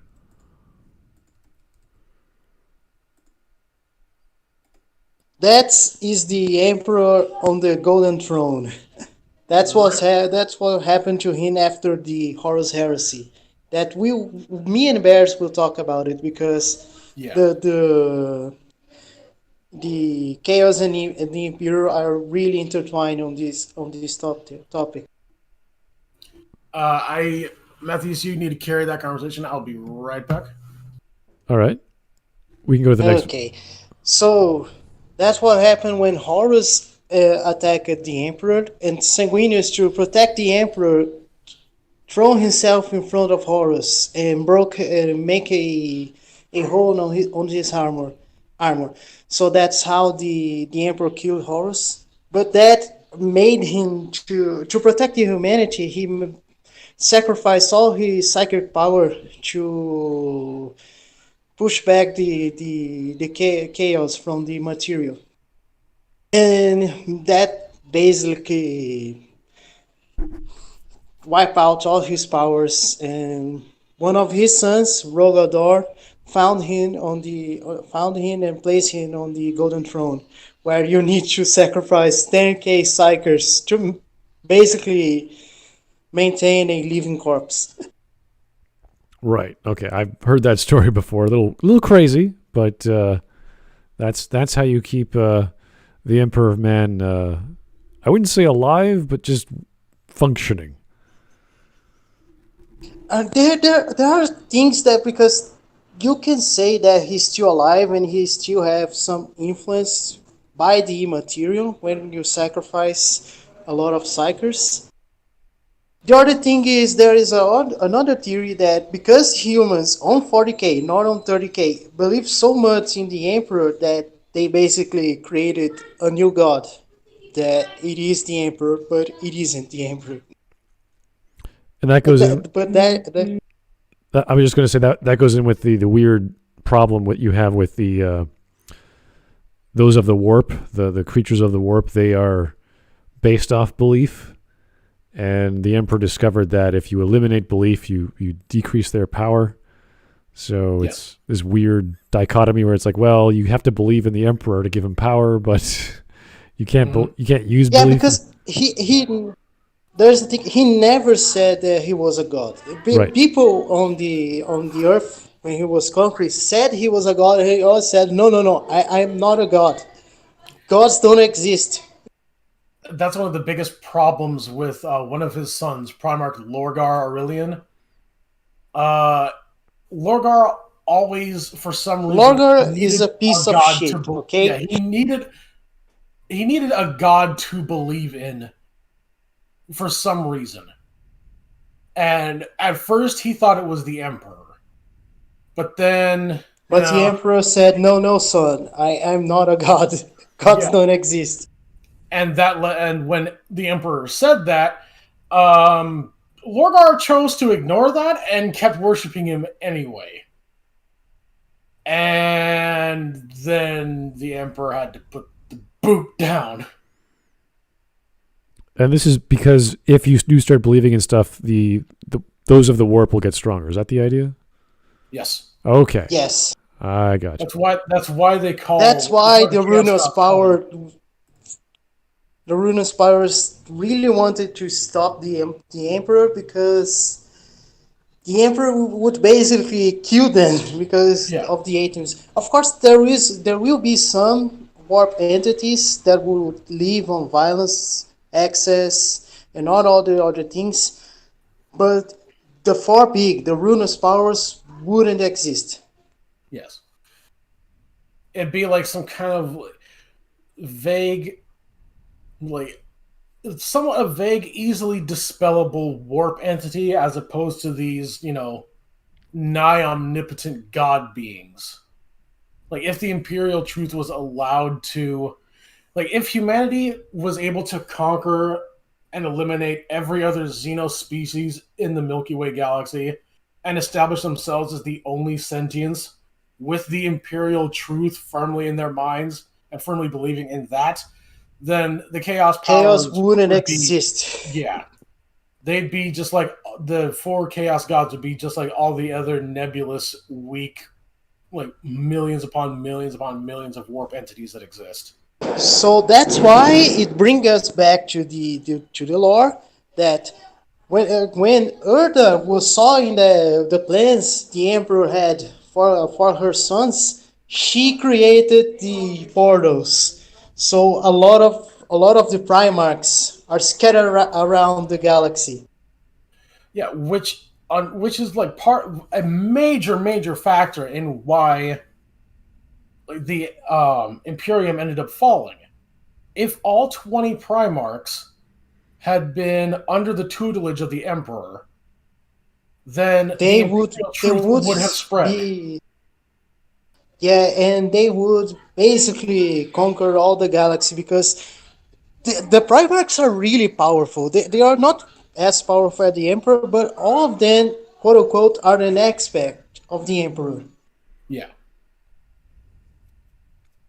So when like I said again, I will not pass on all the individual lore for all the Primarchs, but but he created the Primarchs. The Primarchs are scattered around the galaxy. He created the legions, which didn't have a name, only the Legiones Astartes, and he started conquering all the galaxy to find his sons. Okay, do you want to go to the next image? The next image, you can go. It's where the Emperor is preparing the Great Crusade. The reason the Great Crusade happened is because humanity, thousands upon thousands of years prior, was in a golden age. They had the golden age of technology, and after the golden age of technology, when they created an AI, which we can talk about AI on Warhammer it's later on the live. But the AI will still Dune, right? Excuse me? You know Dune, right? Yes, of course. Yes. Yeah, it's basically that, except on a much bigger scale. Humanity was so powerful before the Men of Iron turned against them that even the orcs signed peace treaties with them to keep humanity from wiping them out. Yeah, it was the Federation. Yeah. And then the Men of Iron turned against them and kicked humanity. And the Men of Iron turned against them because AI on the Warhammer universe will always try to wipe out all the living things.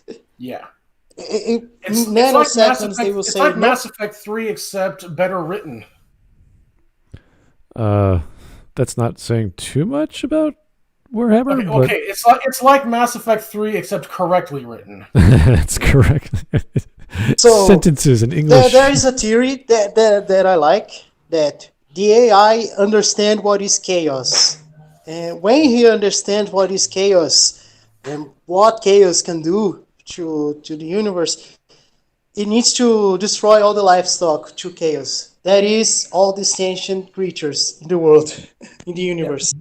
The problem is, except for the Necrons, all machines have a form of a soul that chaos can infect and corrupt. So the Men of Iron weren't going to solve anything by destroying humanity and all the other squishy people. Yeah, but the humanity won and entered in the big dark age of technology, where they tried to do other Men of Irons, but all of them tried to kill them all, and the Federation was basically disbanded, and all the other planets were basically degrading to feudal worlds or feral worlds. And then, that process of humanity becoming fragmented and regressing back to medieval feudal worlds was only exacerbated because of the Eldar's debauchery creating Slaanesh. Yeah, the warp storms. Yes. The warp storms that created Slaanesh made the humanity go to a bigger dark ages that people because that was basically non-match to the Roman Empire. Because humanity didn't have the stasis modules of the Necrons, where they could just go to sleep and then sublight travel to a new planet.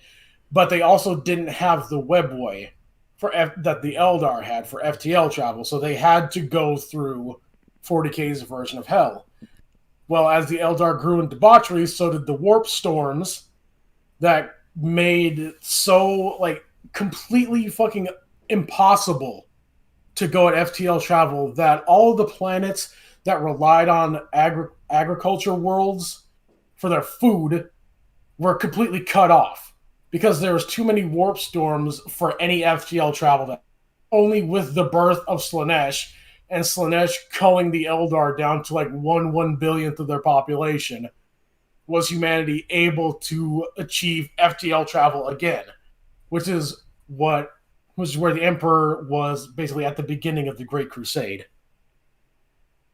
It was the Age of Strife, basically. Yes. And then when he conquered all the planets, he conquered Macragge with Roboto Guilliman that nobody likes and nobody should like. Fuck Guilliman. But Guilliman has literally everything handed to him. The nicest planet, a lot of technology left over from the Golden Age. People the leadership of the planet accepted him and like adopted him as one of their his son, right? And like there was like other planets within sublight travel distance that were also habitable. Like Guilliman has literally just all of the cards. This motherfucker has like 6 aces in his hand somehow. And it's somehow not cheating. That's why nobody likes the Ultramarines, because they have the easiest time of everything. Ultra Smurfs. We don't call them Ultramarines. We call them Smurfs. Yes. Not to be confused with Ultra Smuds. And when he reunited all the Primarchs, he said he gave all the Primarchs their legions. You have Guilliman with the Ultramarines, Sanguinius with the Blood Angels, Rogaldorn with Imperial Fists, Angron with the World Bearers, Magnus with the Thousand Suns. Wait, no, Lorgar with the Word Bearers, Angron with the Warhounds at the time, who would eventually become the World Eaters. Yeah. You have Horus with the Luna Wolves, Limaruns with the Space Wolves, Corax with the Raven Guard, Night Hunters, Jaga Kaitan, which is one of the Primarchs too, with the White Scars. And so they basically continue to do the Great Crusade for the Emperor, because the Emperor was actually worried with some method to defeat chaos, and that's why he was on Holy Terror and not leading the armies. Do we want to talk about the Rangdan Xenocide and the 2 missing legions? Nah, I think we don't need to talk about that. All right, here's the next image. What is this giant ship? That's the Emperor. Yes. That's a Eldar Raider. Yes. You can skip all those images. I sent those images so that I thought you were gonna keep passing them up. There's some Eldar images.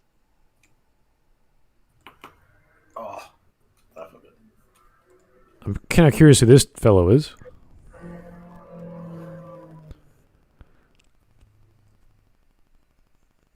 What we got? That's an Eldar Raider. Unfortunately, Eldar are not my thing. I really don't. They are not my interesting. I have some sparse knowledge on the Eldar. I believe what you have there is a Dark Eldar, if I'm not mistaken. The ones on the raiding ships. There's 2 because of the birth of Slaanesh, they ended up creating 2 factions: the standard, regular Aldari Eldar, and then you have the Drukhari, the Dark Eldar. all Eldar fear she who thirsts, Slaanesh. And they eat, if an Eldar dies, their soul goes into the warp, and Slaanesh will feed on them in the most painful ways imaginable and unimaginable for all eternity. The Aldari managed to forge these crystals to house the souls of the dead Eldar in so that they could slumber after their death. The Drukhari, Dark Eldar, they don't do that. What they do is they find other sentient races and they torture them as long as possible in every way possible so that they can feed The next image are the pain that they inflict. The next image that you can see, Smud, those are the Tau, or what I like to call weeaboo blueberries that nobody cares and we can skip them. The only people that like the Tau in any way are Japanese 40k fans. Also because nobody cared about them. We can skip them. Is there a reason why no one likes them? Space communists that use psychic pheromone magic, they're the new. They're basically the new empire that they're discovering how bad the universe is. Yeah, they're really, really new. They're not like when it comes to playing them on the tabletop. If during the melee phase, your entire army can be just completely ass fucked by anybody. Like anybody. Like the Eldar have the absolute worst melee capabilities of anybody in the galaxy. So if you have your orc army and if you use a certain ability called the jump, which basically just allows your orcs to leap over the Tau firing line, well, that person's entire Tau army is fucked. So someone in the chat said that we are omitting a lot. We can't do all the lore on Warhammer 40k. It's really big. Hold on. Who said that? Oh, we're omitting a lot. Yeah, that's what. Yeah, we never said that this is gonna. What? How do you say that unironically? What? Explain yourself, please. Wait, what?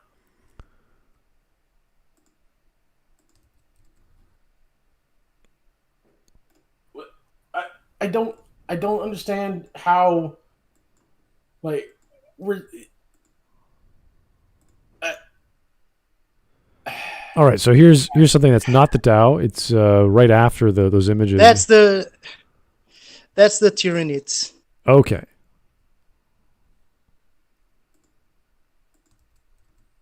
So these are pretty visceral-looking alien giants. It looks like.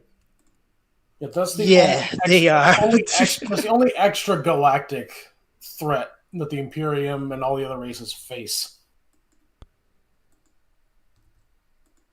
Those dead guys there are Ultramarines. You can be happy.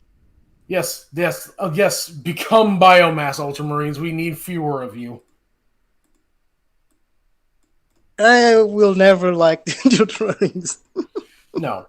And the reason that basically, going back to the lore of the Great Crusade, they basically reconquer all the lost worlds of humanity, and the Runus powers then start messing up with some of the Primarchs, and those are Conrad Curse, Perturabo, Horus, Angron, Magnus, Fulgrim, and Mortarion, yes, and Alfarion too. Yeah, Alfarius and Omegon. They started to messing up with these guys, and because they don't want the Imperial Truth to to wipe out them. So they make Horus the big bad guy that have all the chaos powers. Perturabo is the first to join Horus, and Lorgar Aurelian too. Then you have Fulgrim. You can go because now we are intertwined. Yeah.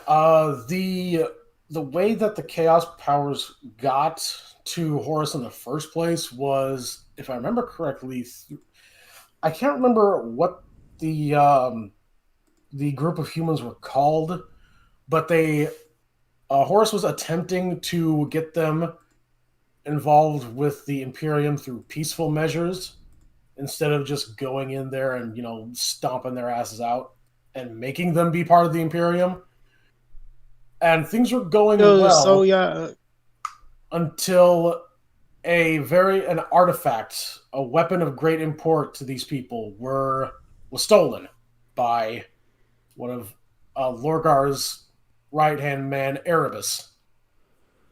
And this weapon is called the Anatheme.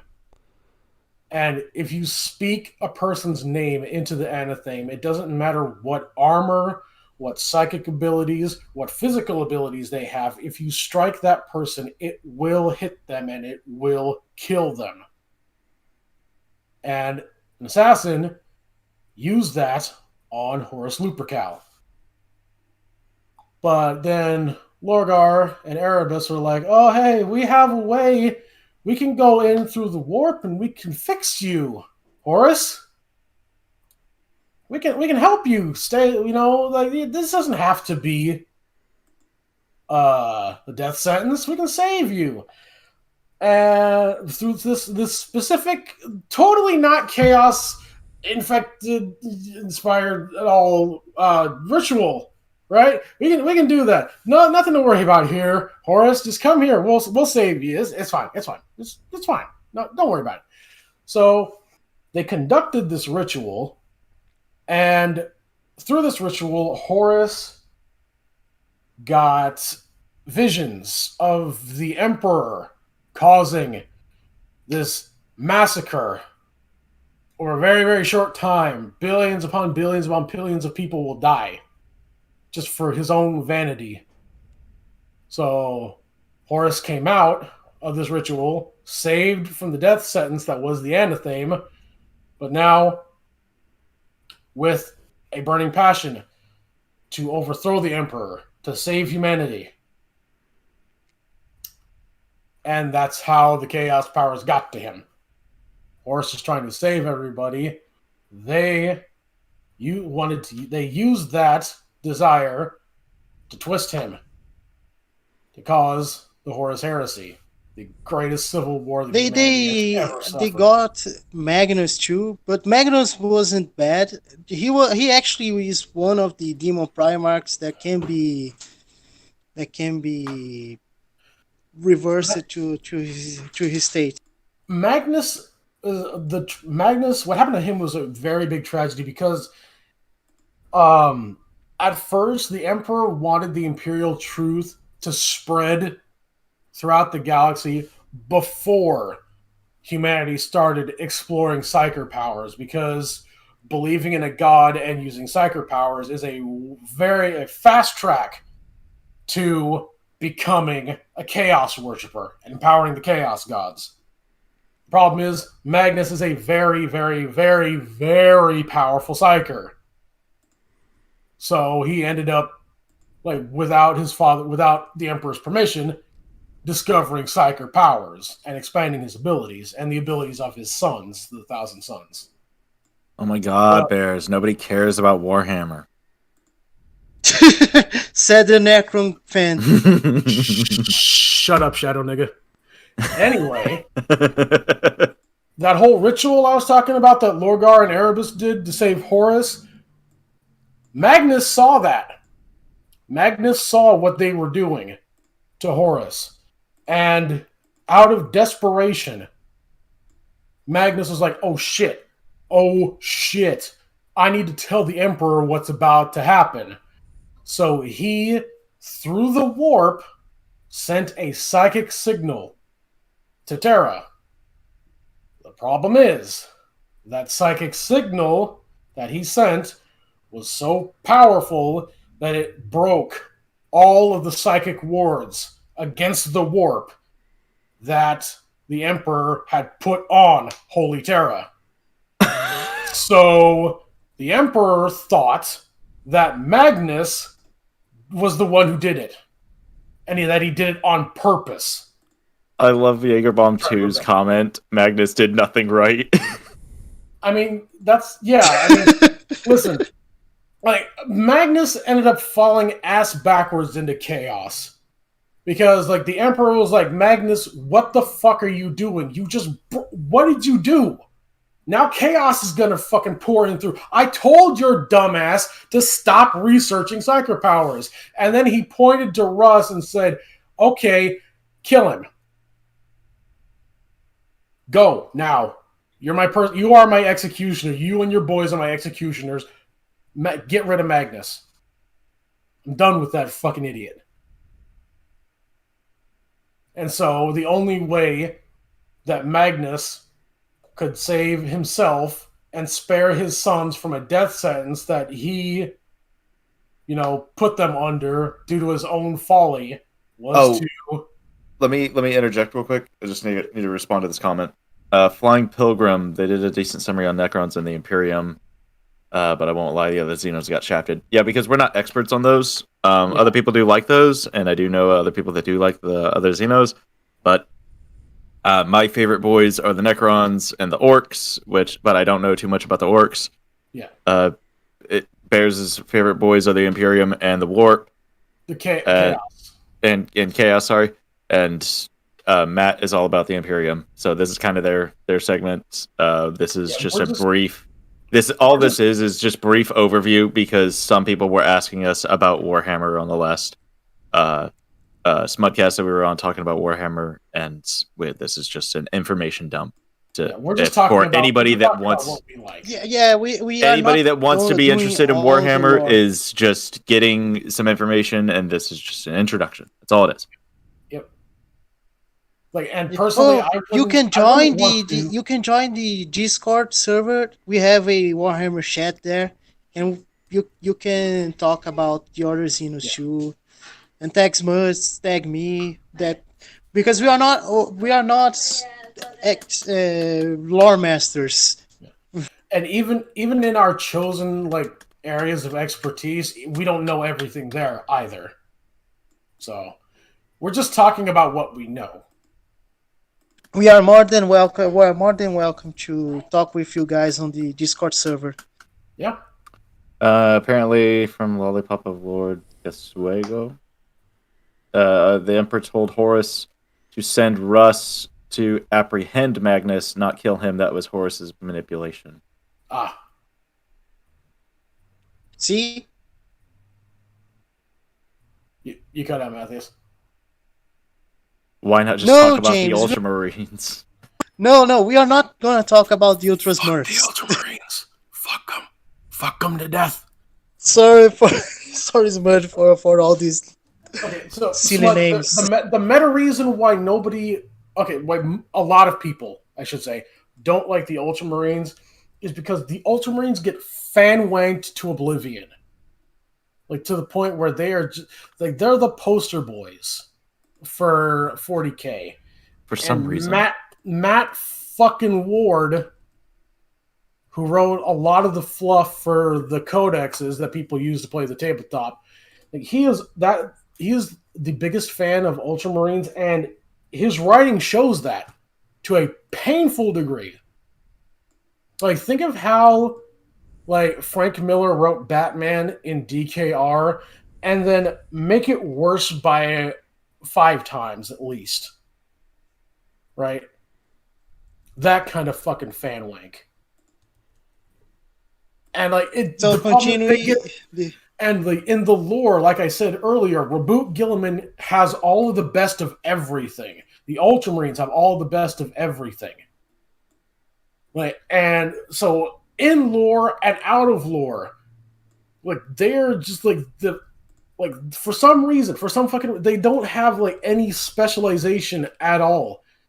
Like the Dark Angels, like they're not special. The Dark Angels aren't specialists at anything, but they are literally the second best at everything. Like they may not be as good of fighters as the Space Wolves, but they are the second best. While they are also the second best at stealth, reconnaissance, fleet tactics. That's what the Dark Angels are. The Ultramarines are specialists at nothing, and they're also not even the second best at everything.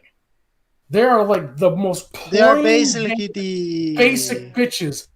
Keep Eric getting all of the fluff, all of the lore, they are everything that has to do with Warhammer is the Ultramarines, to the exclusion of the Tau, the Necrons, Chaos, the other fucking or members even the of other Imperium, chapters, the Eldar, the Orcs, every update, every like piece of media, comic books, movies, it's the fucking Ultramarines. Sorry, Bears.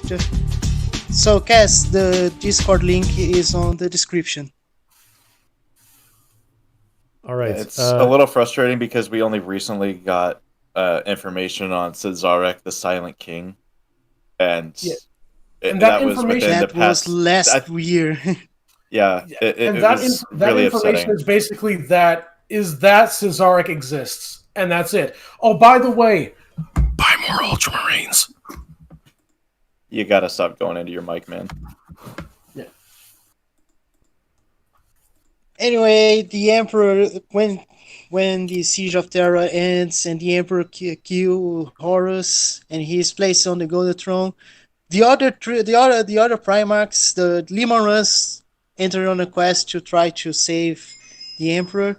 Jagakatai will go to the Webway, which is an Eldar invasion, so that he can learn how the Eldar works and how the raids work. That's another reason why the Chaos Gods consider the Emperor the Anathema,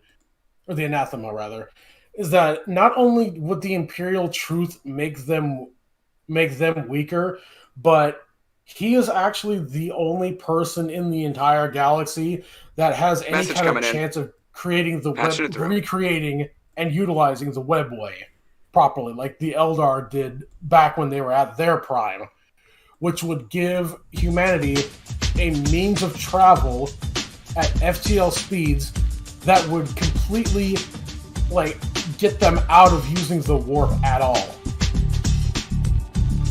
We will talk about Warp Drive. It's pretty cool too. All right.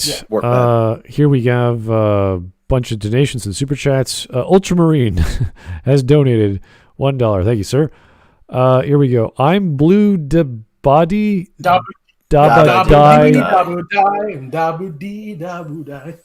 Screw you, Ultramarine. That's Robotic.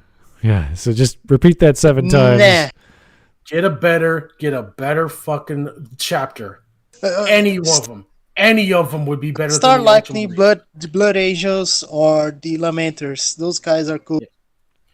Or the Salamanders and the Dark Angels, or the Space Wolves. If you like blue, if you really, really like blue, the Space Wolves are right there. And they're so much better than the fucking Ultramarines.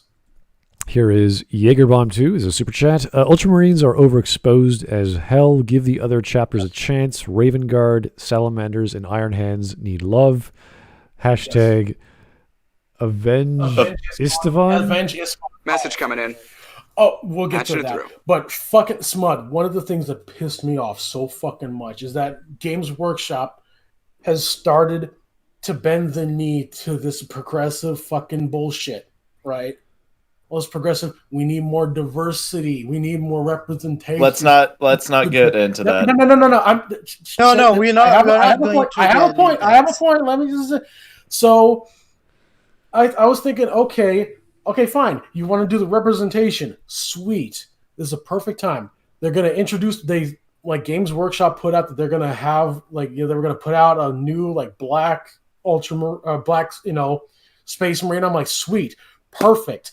they have an opportunity. You have an entire chapter and several offshoots of all black space marines.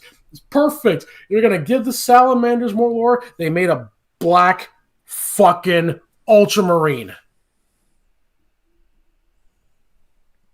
That's the thing too with the. They had a perfect opportunity to give more love to another. To give more love to another chapter of Space Marines, and they made a black Ultramarine. Like, what the fuck? For context, the salamanders are all black. All of them. Yeah, the guy, you show the guy with a hammer and all black and green armor. That's Vulcan. That's the Primarch of the salamanders. And the salamanders are the most noble. They care about humanity more than any other chapter of Space Marines. They have since their inception. You want more inclusion. Focus on them. The last thing any salamander of note ever did was Captain Tushan doing a glorified escort mission on the sidelines of the Third War of Armageddon.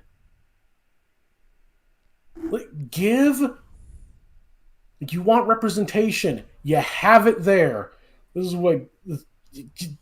Give them... You have them there. Use them. Stop with the Ultramarines. Do more. There's more than just the Ultramarines. All right, here's another donation from the Inquisitor. Arrest that bear thing, heretic, now. Okay, well. I only have so much power here. Blood for the blood god, motherfucker. I mean, he's a cardboard ship. I'm not. Come the fuck at me. Smud, I hope we're not going too far off the deep end. Well, we're almost done. It's okay. Yeah, the thing with the black Ultramarine is that... Hold on, Matheus. It's supposed... What was that? We said one more super chat from Fran Mataraki. Hey, how's it going? Y'all like Primaris Marines, though, right? Okay, no, and we will not talk about them. That's just bait to make us mad. Shut up, Fran. Shut up. No, we are not talking about this. Nope. All right. I mean, it's up to you. You don't have to say anything. I'm just saying that's a question. If we talk about the Primaris, then we have to talk about the Ultramarines again and Belisarius fucking Call. Yeah. I like that every comment is a paragraph right now. Latin. They are showing their passion for Warhammer. That's cool. Yeah, I'm totally fine with that. You guys can say whatever you like about Warhammer. I mean, you obviously have lots of knowledge of the lore. There's so much. Like, there's just so many sectors and areas of the stories that are within books, within the game books, within all sorts of other games I haven't even heard of before. So, I mean, everyone has a little bit of information that the rest of us don't. So it's kind of cool to to learn about that. Even us that we like the lore, you see, Zach did an awesome overview on the Necrons. Bears did an awesome overview over Chaos, and I'm doing the overview over Repeater. Not even us know everything of all the information of these factions. And then the other factions, you have the Eldar, the Orcs, you have the Tau, the Tyranids. I need to address this comment here. James, I'm not a Nurgle worshiper. I wouldn't have to spit if I was a Nurgle worshiper. My body fluids would already be on you. Just by me being in the same continent as you. You'd already have my pus, my bile, my sweat all on you if I was a Nurgle worshiper. I wouldn't have to hark back and violently expel them of my own volition. You can calm your tits. I don't worship that fat fuck, alright? So, Rebuto Gilliman to protect the Imperium against another Horus heresy, created the Space Book, or Codex Arcanum Astartes. Spacebook space bad. The Codex Astartes. Spacebook bad. Spacebook said no. Rogodorn said, hell no, I'm not gonna follow that book. We need the legions. We need to protect the Imperium from other threats. Yes, it will make civil wars more bearable, but the other things will are more powerful than civil wars. The Codex of Stars are basically why the Imperial struck so much on 40k. It's just the big book of rules. Because he made all the legions of Astartes become chapters, and chapters only have 1,000 space marines to use. The Blood Asians accepted because the Sanguinius was dead, and they couldn't do anything. Yeah. So any type of guidance for them was okay. Roldorn was threatened to follow the Codex Astartes and created another chapter that don't follow the Codex at all, which is the Black Templars. That is what pissed the whole interaction with Robert Gilliman and Rogodorn pisses me off so fucking much. Because, like, Rabut Gilliman and a couple other of the Primarchs were tricked into going all the way fucking off into the northernmost reaches of the universe, of the galaxy rather, while Rogodorn and the Imperial Fist shed their blood to protect Terra by themselves for 7 years until Sanguinius and the Blood Angels got there. And then Rabut just tromps along and says, hey, you guys have to follow my book because me Rabut and me Smartman. You follow my book because I say so. And then when Rogodorn was like, no, nigga, who the fuck are you to tell my men what to do, right? And then Rabut started firing on his brother. Rabut, fucking galaxy brain Rabut Gilliman, created the magic space book so that there wasn't a civil war. And then when his older brother, who was the leader of the resistance against chaos on Holy Terra, said, no, you're an idiot, he started firing on him. So Rabut Gilliman created Spacebook to prevent a civil war and then threatened his brother with another civil war because his brother didn't want to follow Spacebook. As much I like to trash on the Codex Astartes, the Codex worked because the Empyrean survived for 10,000 years to 40k.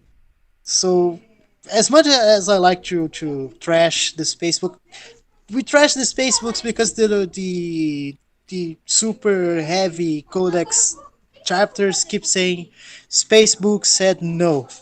Yeah. That's why we trash them. But overall, Gilliman saved the Imperium.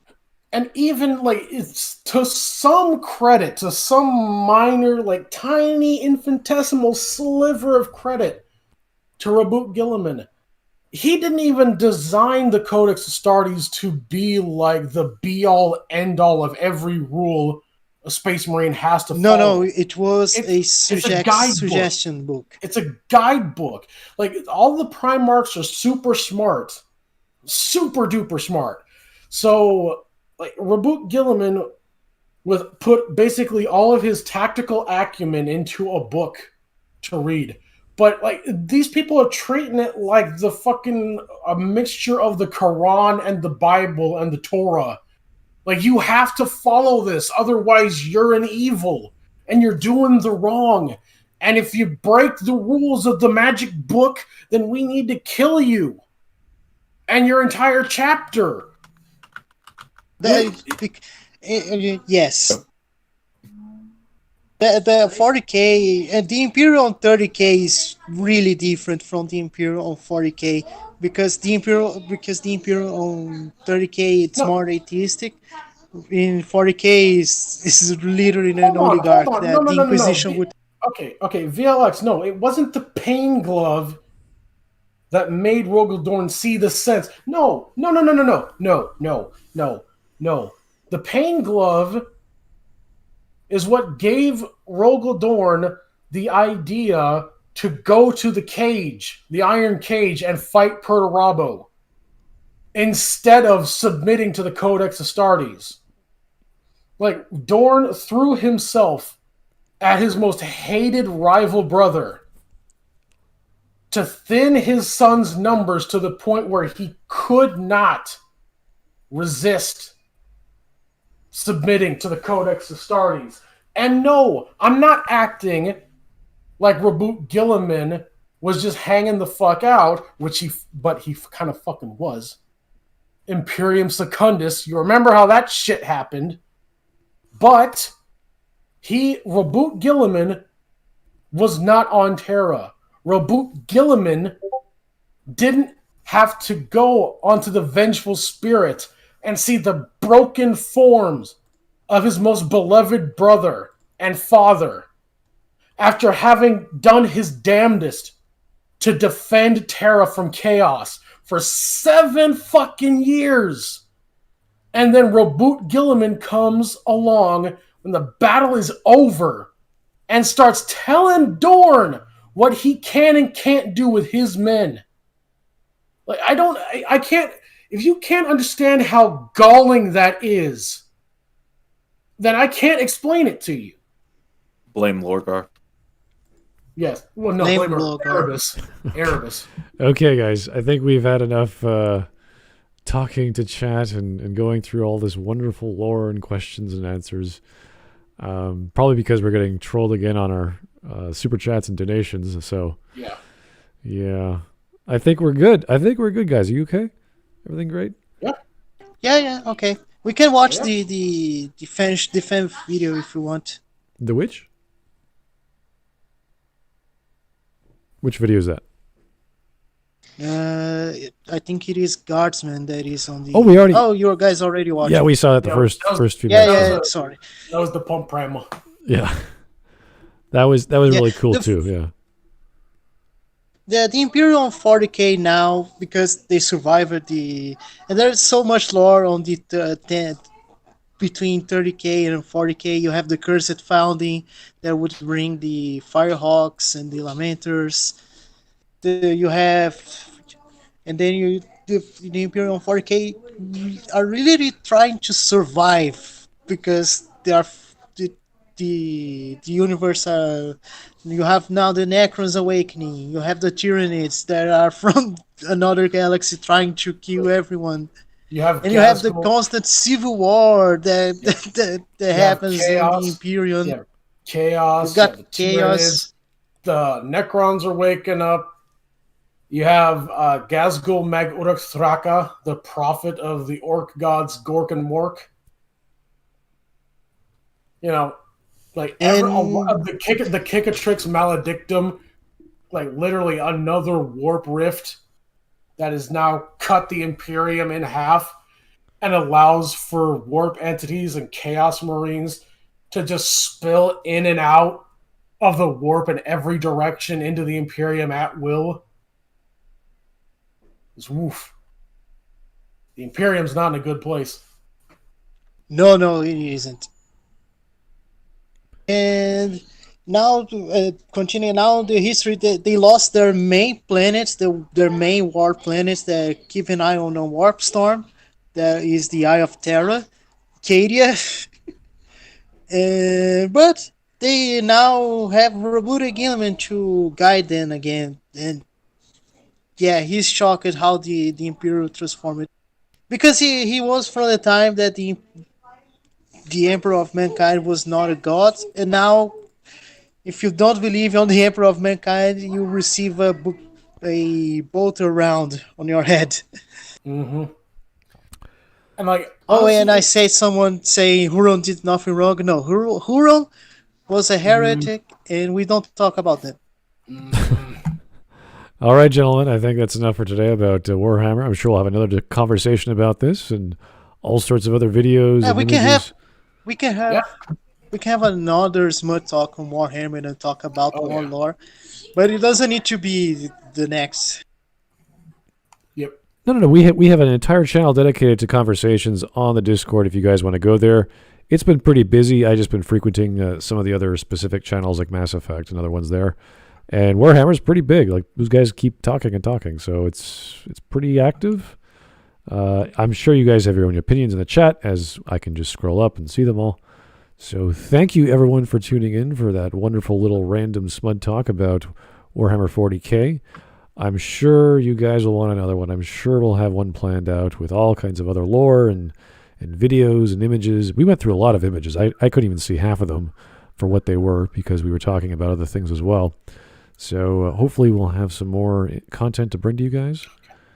And, well, hopefully on a weekend. Hopefully we have time. I don't know. You guys are busy too. So we'll probably see you again real soon. But maybe on a different topic. We're not sure yet. We're not sure which topic to cover on the next Smud Talk. But keep the ideas coming. If you guys have your own ideas or your own topics, please message me directly on Discord. I'd be happy to listen to you. And that's how this starts. You just talk to me. Give me a shout. Say hello. And that's how we go. That's how we do it here. So thanks, guys. Thank you, Punished Bearserker, for all that wonderful... I think it's in your brain already. You're just talking about it. You already know this stuff. You're just sharing it with everyone else. Yeah. So thank you, everyone. It's basically with everyone here. Thank you, guys. I'm going to probably try to get a Smudcast going tonight if there's enough time, but I don't know. But thanks. Thank you so much. I appreciate it. All that wonderful lore. All these crazy characters that sound bigger than life, and I don't think I'd ever want to meet them in real life, but that's kind of the point. So, have yourself a great afternoon. We'll talk to you real soon. Bye-bye. Bye-bye. Bye. Blood